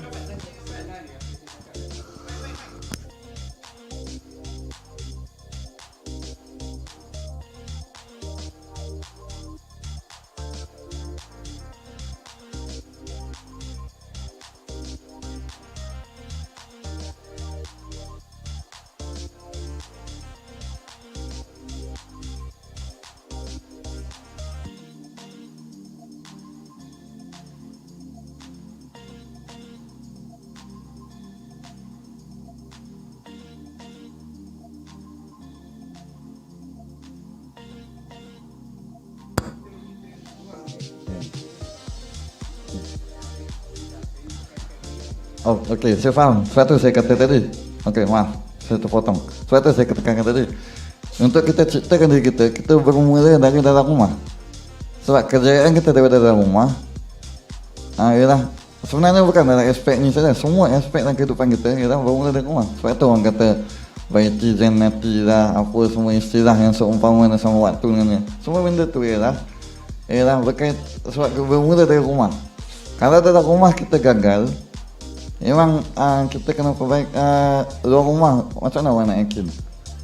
Kalau dalam rumah pun kita, walaupun rumah pun kita asyik tersalah nak masuk bilik adik atau masuk bilik kakak, contoh kan, rawuk mak ubah kabinet sikit, kita dah tersasul dah asal ada kabinet kat sini, terasa tak ada. Kita jangan jadikan itu sebagai kita marah dia orang, kenapa ubah kabinet, orang tak nampak. Jangan rumah kita sendiri tak apa, kita marah. Rumah keluarga jangan marah. Kita macam mana landmark yang kita cari, landmark yang tak boleh ubah. Okey, contoh tiang tepi kabinet ni, tiang dia kasar, cat dia kasar. Orang ubah kabinet, kalau tak ubah kabinet, selagi orang tak buat cat baru, tiang tu tetap kasar. Kan? Kita boleh rasa dengan tangan kan? Kalau tak rasa dengan tangan palsu, dia tak rasa. Macam kawan kita urut kaki palsu sebenarnya kan, cerita. Kan? Jadi, tanyalah dia dengan tanya saya. Kan? Okey, jadi yang cerita kat sini dalam rumah. Sebab tu bermula dari situ, insya-Allah keluarga kita nampak kita punya inisiatif. Dia ni bersungguh-sungguh nak buat. Walaupun kakak kita kata, "Mai adik nak tolong kakak tolong tuang." Yes. Jangan bagi. Biar dalam rumah kita gagal dalam rumah tak apa. Jangan kita gagal dulu. Sebab dari situ kita boleh convince. Dalam rumah kita buat A sampai Z, insya-Allah. Tapi dalam masa yang sama kita boleh guna kaedah yang macam kawan-kawan kita cakap tadi, slow talk, kita explain kenapa, nanti kita tunjuk pelan dalam rumah kan. Sebab dalam rumah tak apa, ada orang boleh pantau. Kalau kita cuba terangkan tentang kat luar, cuba tu gedebak jatuh, memang dia orang tak akan lepas dah. Itulah orang cakap jangan, kau tak nak juga, dah sesat. Jadi kita lagi dah patah semangat, betul tak? Jadi itu sikit sebanyak. Wallahualam. Terima kasih kepada saudara Muhammad Syed Abu Bakar di atas kepuasan. Okey, baik. Saya nak tanya juga pada panel-panel, mungkin sebagai yang terakhir, mungkin dalam masa yang singkat aku mungkin boleh ringkaskan dan sebagainya. Mungkin ada tak di kalangan panel-panel yang saya nak tanya lebih pada panel pertama dan semua, pengalaman mereka untuk menyelesaikan kes-kes, kadang-kadang orang minta pendapat ataupun apa sebagainya. Macam mana mak ayah saya tak yakin saya nak keluar, dia minta pendapat. So ataupun dia minta turun keluarga apa semua. Macam mana untuk yakinkan apa semua tu, untuk yakinkan mak ayah tu semua. Jadi dan juga sekaligus menggulung forum kita pada hari ini, mungkin boleh bagi nasihat sekaligus lah. Sila.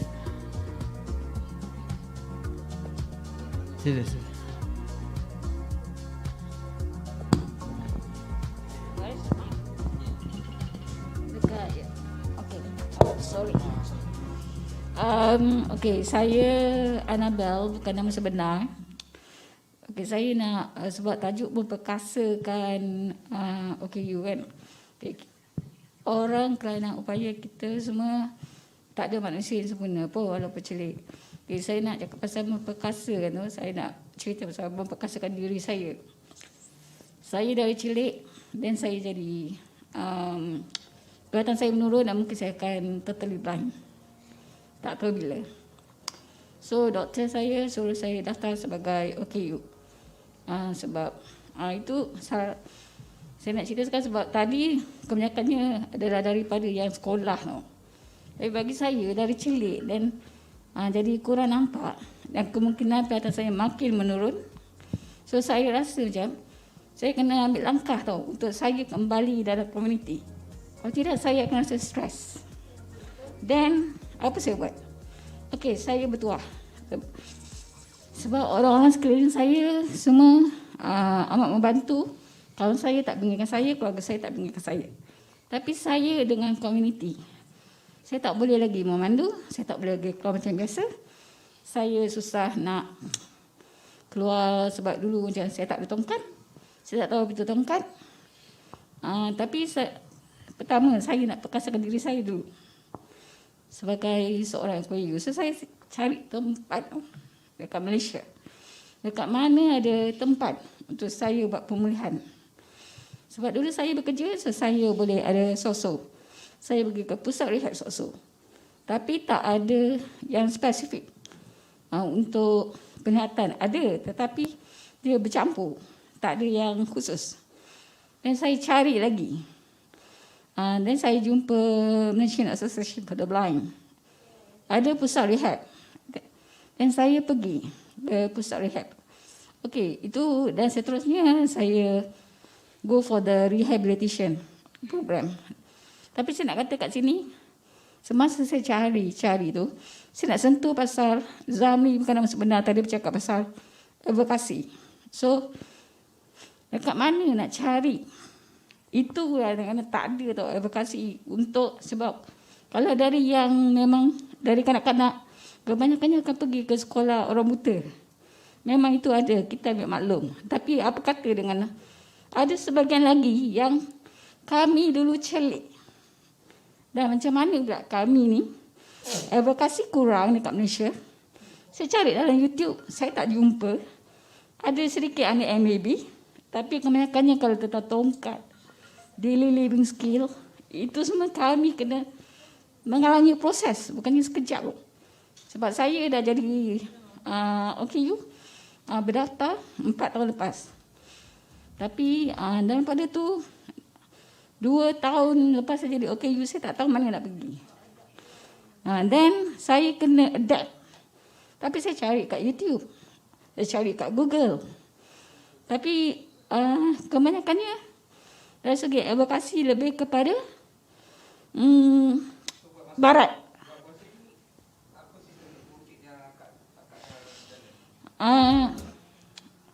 Advokasi di sini adalah penyampaian kan. Tapi dekat Malaysia ni, untuk orang Malaysia sendiri kurang. Saya rasa itu saja. Memang adalah 1-2 berita, tapi itu lebih kepada aktiviti. Bukan kepada how they can adapt back to the society. Itu penting tau untuk, sebab saya memang dari kecil saya dekat Kuala Lumpur. Saya biasa nampak orang buta rata-rata. So, I'm used to that. Tapi bila saya sendiri jadi sebahagian daripada community itu, saya kena perkasakan diri saya. And then, saya kena masuk balik untuk, macam tadi saya advocate kepada staff hotel. Sebab dia nak tolong orang. Dia nak tolong salah seorang daripada sahabat-sahabat di sini. Dia pegang tongkat orang tu. Saya kena kata, saya borak-borak ni. Saya kata, no, sebab saya dah pergi ke pusat rehab dan oleh saya tahu. Kita tak boleh pegang tongkat orang. Dan saya kata, adik, you kena pegang daripada bahu ke lengan ke. Tolong jangan pegang tongkat kami, orang tak nampak ni. Sebab tongkat putih itu adalah alat kami, mata kami. Okay? Tapi, saya harap untuk, sebab Team Talk adalah satu organisasi nampaknya teratur.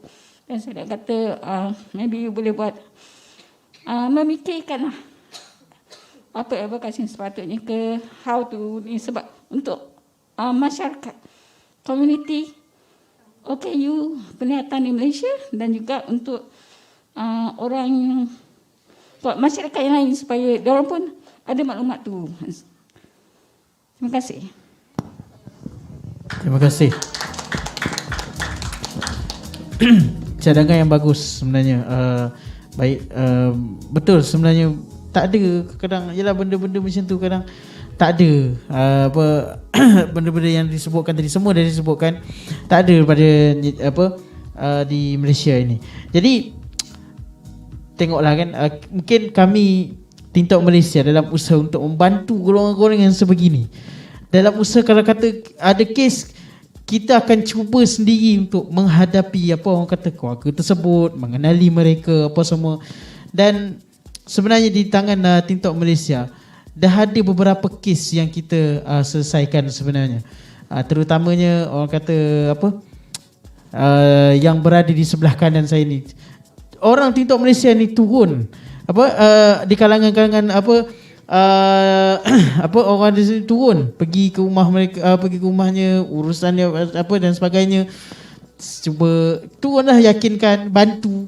Tapi apa-apa hal pun kalau nak bantu mereka kena start. Okay, jadi saya nak balik kepada pengalaman mereka tadi. Macam mana mereka handle kes-kes macam ni dan sekaligus memberikan kesimpulan untuk forum kita hari ini. Silakan panel yang pertama.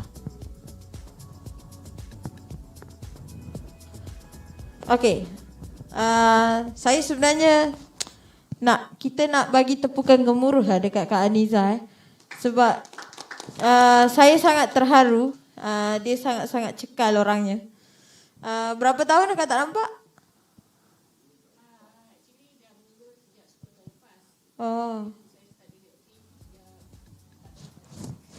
Oh, baru lagi.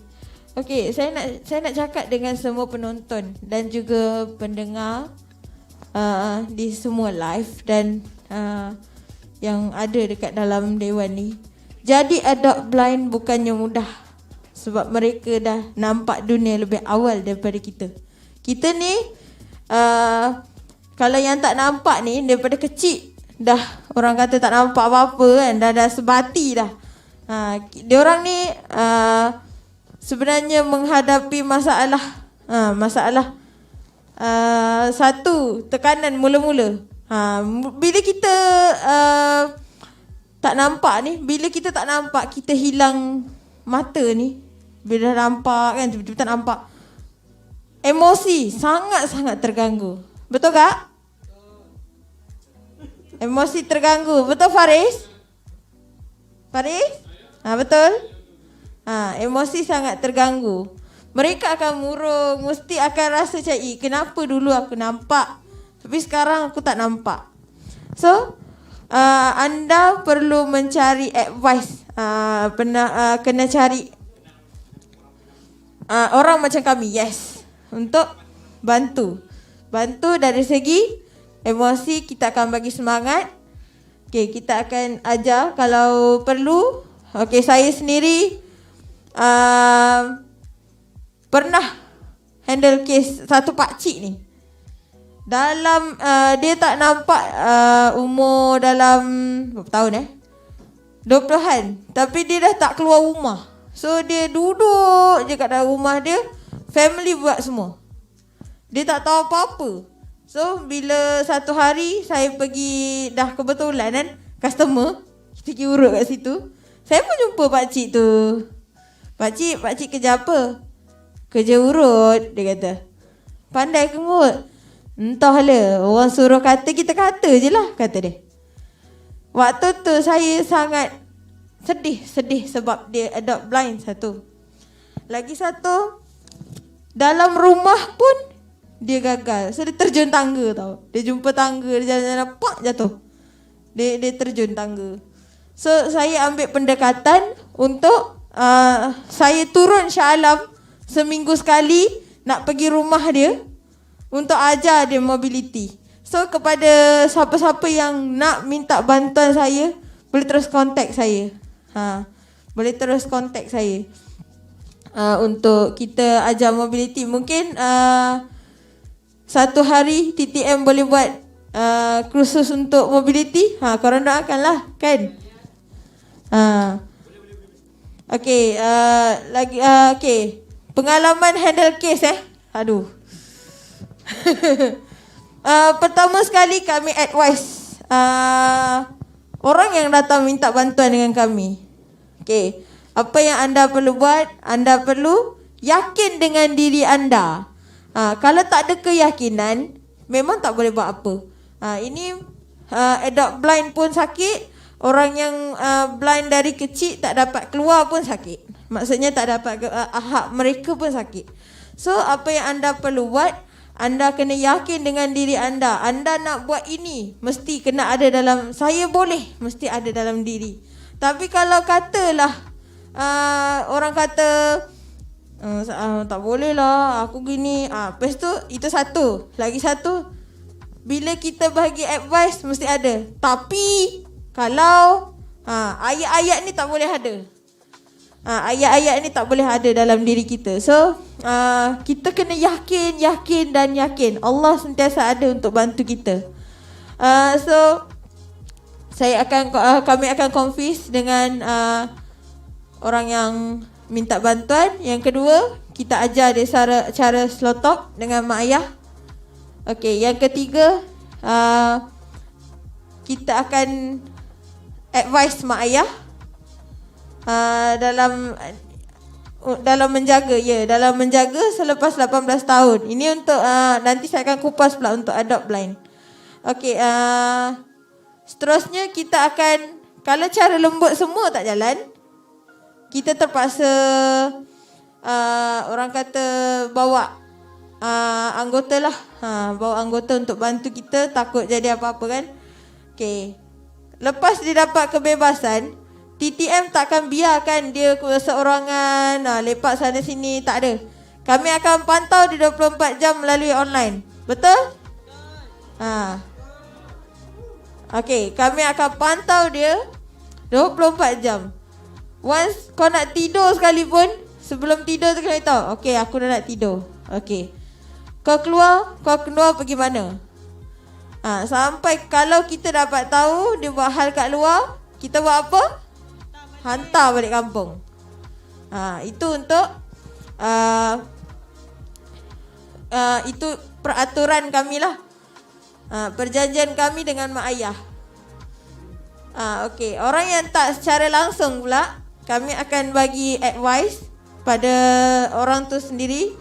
Yang kedua, kami akan bagi advice pada mak ayah selepas dia dapat kebebasan. Kami akan ajar dia jalan secara maya. Maksudnya kat mana dia pergi pun tongkat dia mesti kena bunyi. So bila tongkat tak bunyi, kami akan tegur lah. Okey, adopt blind boleh guna cara ni.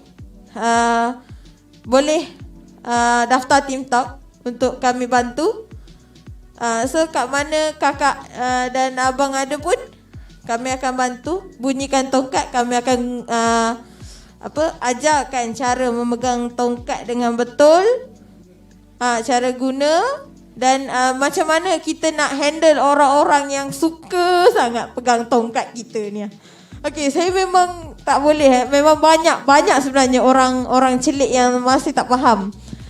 Bila kita jalan, dia akan tarik tongkat kita. Dia akan tarik batang tongkat tu. So, bila dia tarik hujung tongkat, kita pun pegang tongkat. Bila ada tangga, tak tahulah dia turun selamat dah pasal dia nampak. Kita ni tak perasan ada tangga, kena bongok jatuh.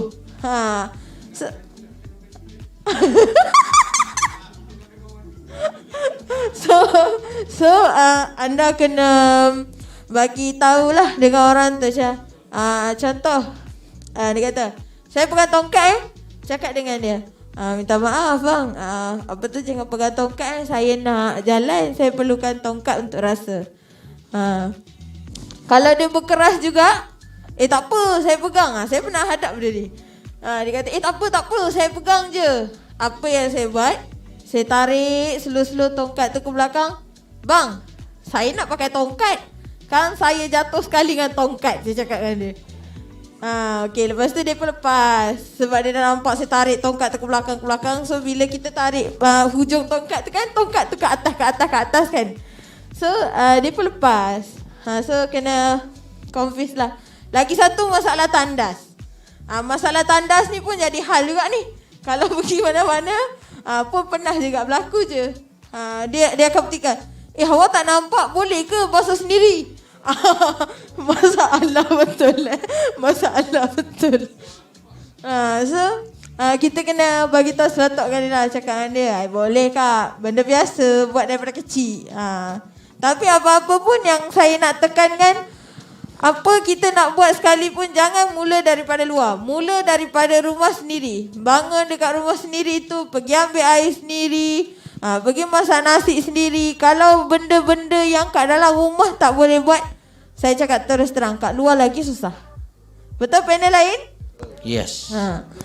Okey, itu pasal saya lah. Okey, nasihat saya pula untuk orang yang blind, lagi especially for blind dan OKU. Kalau orang kalau orang celik yang nak tahu tentang OKU pun boleh cari kami di Team Talk Malaysia. Untuk kami bantu, kami boleh bagi penerangan serba sedikit tentang OKU dan boleh ajarkan anda untuk memahami OKU. Untuk memahami OKU. Saya tak nak lepas ni kalau boleh yang adopt blind jangan sedih-sedih. Sentiasa ada bantuan untuk anda. Anda akan jumpa komuniti. Kita ada banyak tahu sebenarnya persatuan ataupun blind association ni. Kita ada MAB, kita ada SBM, kita ada Pertis, kita ada YBOM, banyak so apa YOBM terbalik YOBM, kita ada PPOB, kita ada banyak di kawasan KL ni. Cuma itulah banyaknya ke arah aktiviti pada setakat ni yang mengajar tentang mobility ni setahu saya MAB je kan. So insya-Allah kami akan bantu. Kalau kami masih diberikan peluang, insya-Allah kami akan bantu anda untuk anda jadi sama seperti orang normal dan anda tak ragu-ragu lagi dengan keadaan yang sedemikian rupa sekarang ni tak nampak lah. Kita akan bantu. Okay, sekian, terima kasih daripada saya, Mbak Aisyah. Okey, saya ingin menyambung sedikit. Okey, memperkasa OKU. Inilah. Kalau ikut maksudnya masa kita kecil-kecil lah. Walaupun kita tak nampak. Kita tahu kita tak nampak. Tapi still kita ada rasa malu yang tebal. Ya? Malu yang tebal. Jadi apabila kita di darjah 1 sehingga darjah 6, kita masih di asrama, di dalam bangunan itu sahaja, tak keluar-keluar. Kalau keluar pun pegang bahu kawan. Kemudian bila kita sekolah menengah pun adalah diberikan sedikit pendedahan tentang bila kita di luar, kita nak survive macam mana, kita nak menggunakan fasiliti maksudnya kita nak tahan bas, cara-cara kita nak tahan bas. Tapi kita tak gunakan. Saya cerita pasal diri saya. Saya tak gunakan benda tu. Saya rasa biarlah, tak apalah kan. Sampai satu masa bila saya menganggur, mak saya suruh saya beli ikan. Jadi apa saya buat? Saya pasang radio hi-fi tu kuat-kuat. Ibu tanya, kamu kenapa nak pasang radio kuat-kuat? Sebab nanti nak balik rumah ada bunyi lagu ni, ada sound ni. Daripada kedai, jalan 1 hari, 2 hari, tak apalah, mak ni dia bagi je lah. Lama-lama dia takkan dia nak bagi dah. Pasang dum gedang, okey. Kita pun pergi kedai. Pergi kedai beli ikan pakai jalan. Mana lagu ni? Jalan. Pergi dah sampai mana dah? Tak ada rumah. Rupanya dah terlajak sangat dah sebab tak ada lagu. Elok kawan tu dah hantar. Itulah kata sesat tu. Memang kena itu dulu.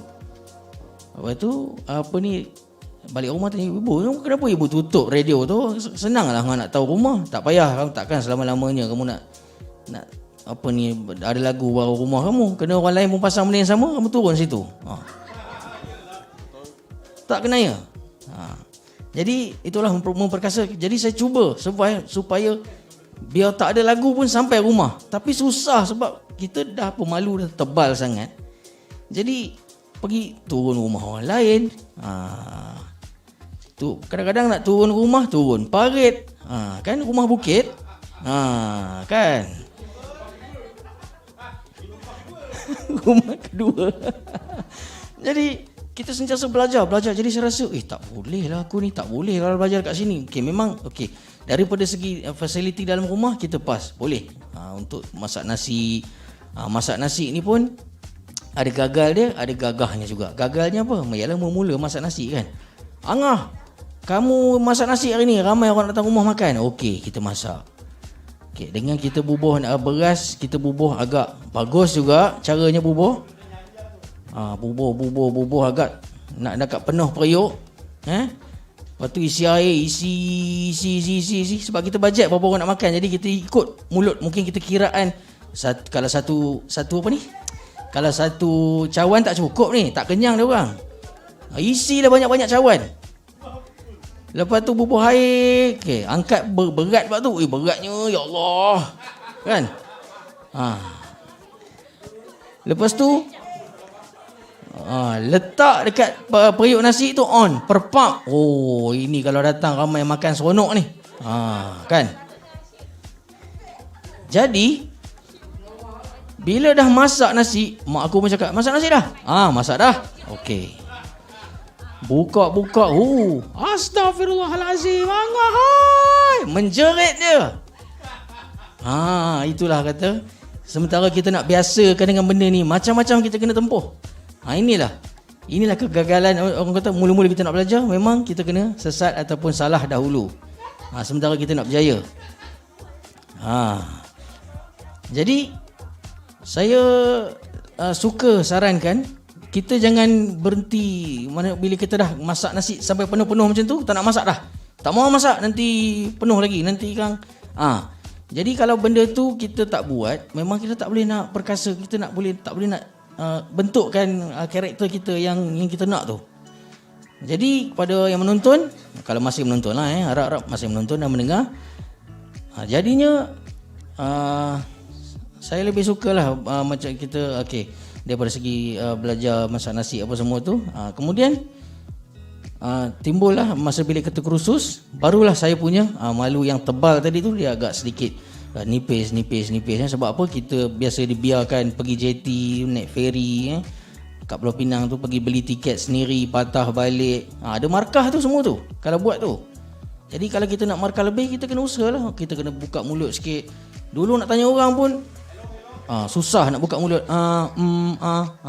Tu je lah. Jadi bila dah kita dah kikis malu-malu tu semua, kita dah buang-buang sikit. Tapi jangan sampai tak ada malu terus, payah juga. Jadi alhamdulillah lah, kita boleh bentuk diri kita sendiri. Dan setakat inilah yang saya dah berumah tangga apa semua ni, saya boleh ke mana saja dan beritahu mak ayah lah, minggu ni kita nak pergi KL, ada seminar. Baguslah, alhamdulillah. Jadi dia orang sekadar tahu je lah, dia orang tak ambil sibuk sangat. Kalau dulu kita nak pergi pun, kamu nak pergi kenapa? Ada apa? Ini ada apa? Jadi banyak. So bila kita dah boleh yakin, kita dah boleh jadi diri kita sendiri, kita dah boleh tahu sesat pun macam mana kita nak handle, kita dah boleh apa. Jadi mak ayah kita pun dah, kau dah boleh dah ni, cantik dah kan. Jadi handsome. Dah macam Piramli je. Dah tua dah kan. Jadi tak apa, saya serahkan kepada Ashid untuk Ila. Ila, silakan Ila.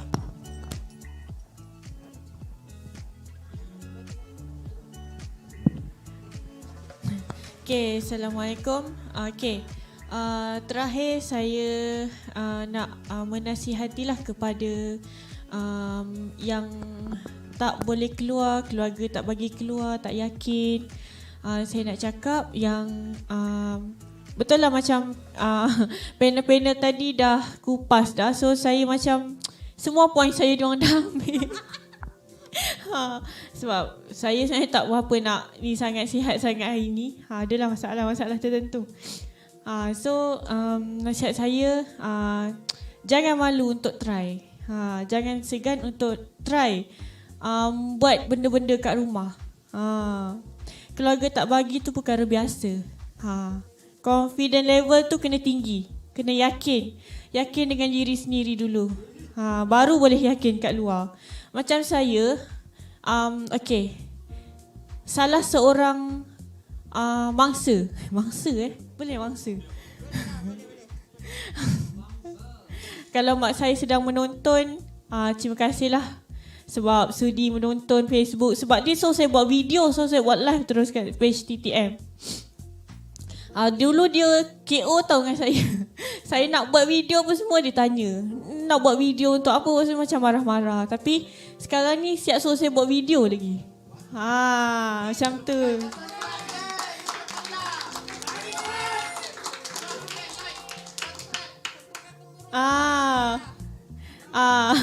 Okay, boleh like kalau sedang menonton, like, share. Kalau mak sedang menonton ni boleh like, komen, share dekat grup. Sayang mak.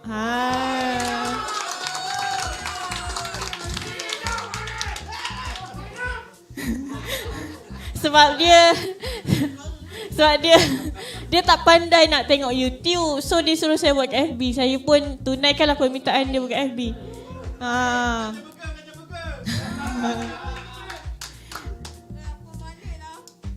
Mak saya pembalik salah sebab saya tak buat burger.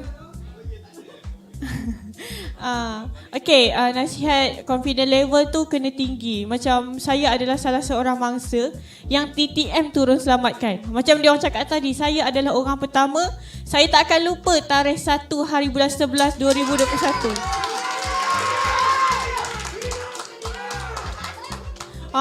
Yang bestnya Presiden turun padang tu. Tu tak boleh jangka, Presiden sendiri yang turun padang ke Ipoh.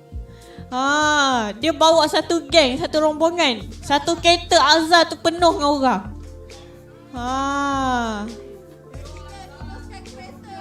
Presiden yang sponsor kereta.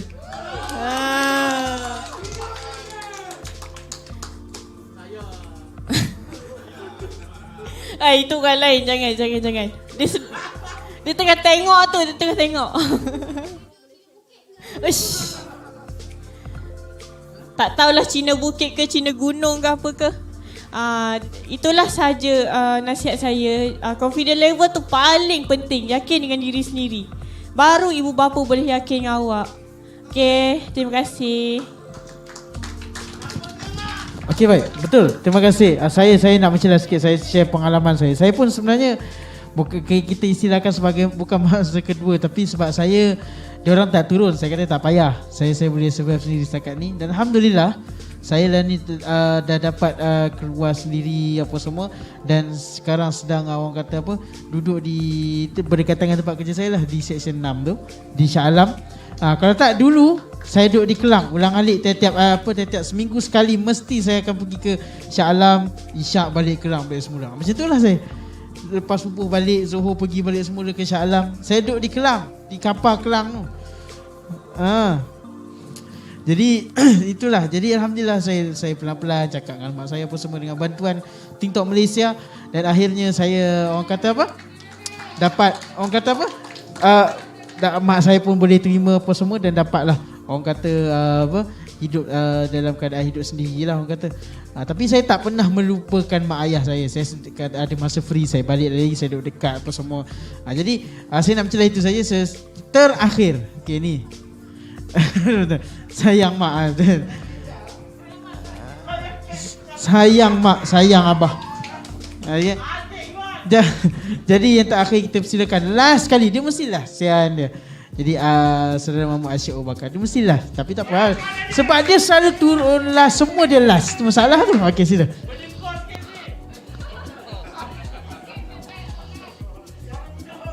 Nasib badana. Okey, bismillahirrahmanirrahim. Allahumma salli ala sayyidina Muhammad.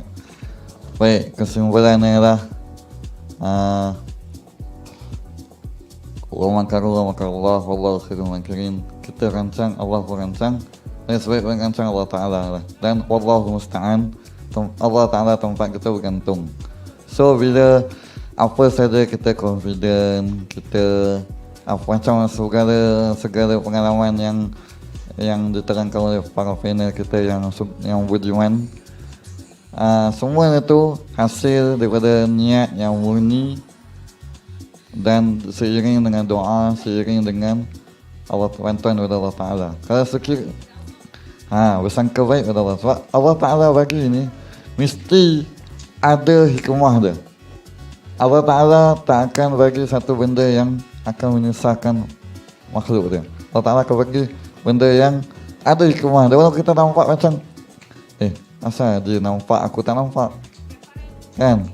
Tapi Allah Ta'ala nak dengar kita mengadu, Ya Allah, Ya Allah. Dia nak dengar tu kan. Dia nak dengar tu. Jadi bukan saya nak dia keluar kotak sikit kan. Tapi hasilnya lah dia ada link dia, iaitu kita bergantung pada Allah Ta'ala dan kita usaha sedaya kita mampu. Macam kata Team Talk pun usaha kami semampu kita pun, sebab kita hasil pengalaman kita juga.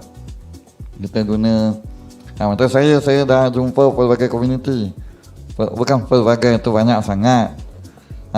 Saya pernah duduk sekolah dengan budak-budak cilik, saya duduk sekolah dengan budak-budak totally blind, dan sekarang saya tengah menghadapi student yang adult blind. So 3 situasi tu saya dah saya faham Kak Niza, dan saya apa yang satu saya ajak Kak Niza dan Faris join ni untuk mereka share pengalaman, dan masa kita belajar dari dia orang juga, sebab dia orang pernah duduk situasi cilik yang kita tak pernah duduk kan. Dan kakak penonton pendengar di luar sana, saya dalam Quran pun ada basyiran wa nazira, ada kabar berita gembira, dan ada orang kata ancaman. Bukan ancaman tu kita doa yang buruk, berhati-hati kan, tapi kita doa supaya Allah Ta'ala memudahkan. Ingat, OKU itu semua OKU, tak ada siapa yang sempurna. Dan kita kena ingat, orang yang buat kata lagu yang kita selalu dengar, tidak ku minta dah, sambung Fadin. Semua orang tak minta, tetapi bahasa kata dia Allah Ta'ala bagi ada hikmah dia. Jadi mungkin Allah Ta'ala nak nak ajar kita sesuatu benda yang kita tak duga, kita tak tahu. Dan orang-orang yang di luar sana, kita kena ingat yang kawan tak mustahil boleh duduk tempat kami, dan kami pun tak mustahil boleh duduk tempat anda juga. Sebab ada juga yang dia lahir tak nampak, tapi bila asbab mungkin tiba-tiba ada buat operation, masa dengar di luar negara ada pakai kamera lah apa semua, dia orang boleh nampak. Ada sistem, tapi orang kata Firaun, helai tu kena tebal lah. Helaian kertas tengah tebal lah, nak bayar kan. Helaian tu kena tebal. Bukan saya dengan perasaan lah. Okay. So, jadi kesimpulannya lah, kami boleh duduk tempat anda duduk tempat kami. So, kita semua serupa. Kita boleh diri sama tegak, duduk sama rendah, duduk sama kursi, boleh makan sama-sama, boleh semua sama. Jadi you need our help, we also need your help. Kita boleh help each other.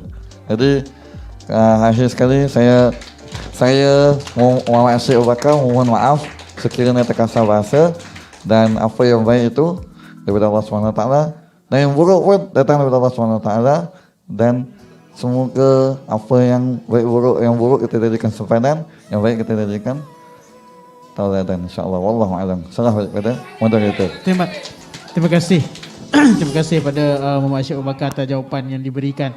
Okey, baik, pejam celik kita dah sampai ke penghujungnya. Setiap awal mesti ada hujung, setiap pertemuan pasti ada apa? Orang kata setiap yang mula pasti ada akhir. Jadi terima kasih kepada kru-kru yang handle untuk live kita, Muhammad Taufik dan semualah, Abdul Majid, Muhammad Syafiq bin Arsyad yang jaga PA system, dan semua yang terlibat pada hari ini. Saya mengucapkan terima kasih, dan yang menonton live juga terima kasih. Dan jangan lupa subscribe YouTube Team Talk Malaysia dengan carian Team Talk Malaysia, dan FB pun sama. Dan terakhir daripada saya, 2 kerat pantun iaitu pucuk paku ubi kayu. Thank you, I love you. Assalamualaikum warahmatullahi wabarakatuh.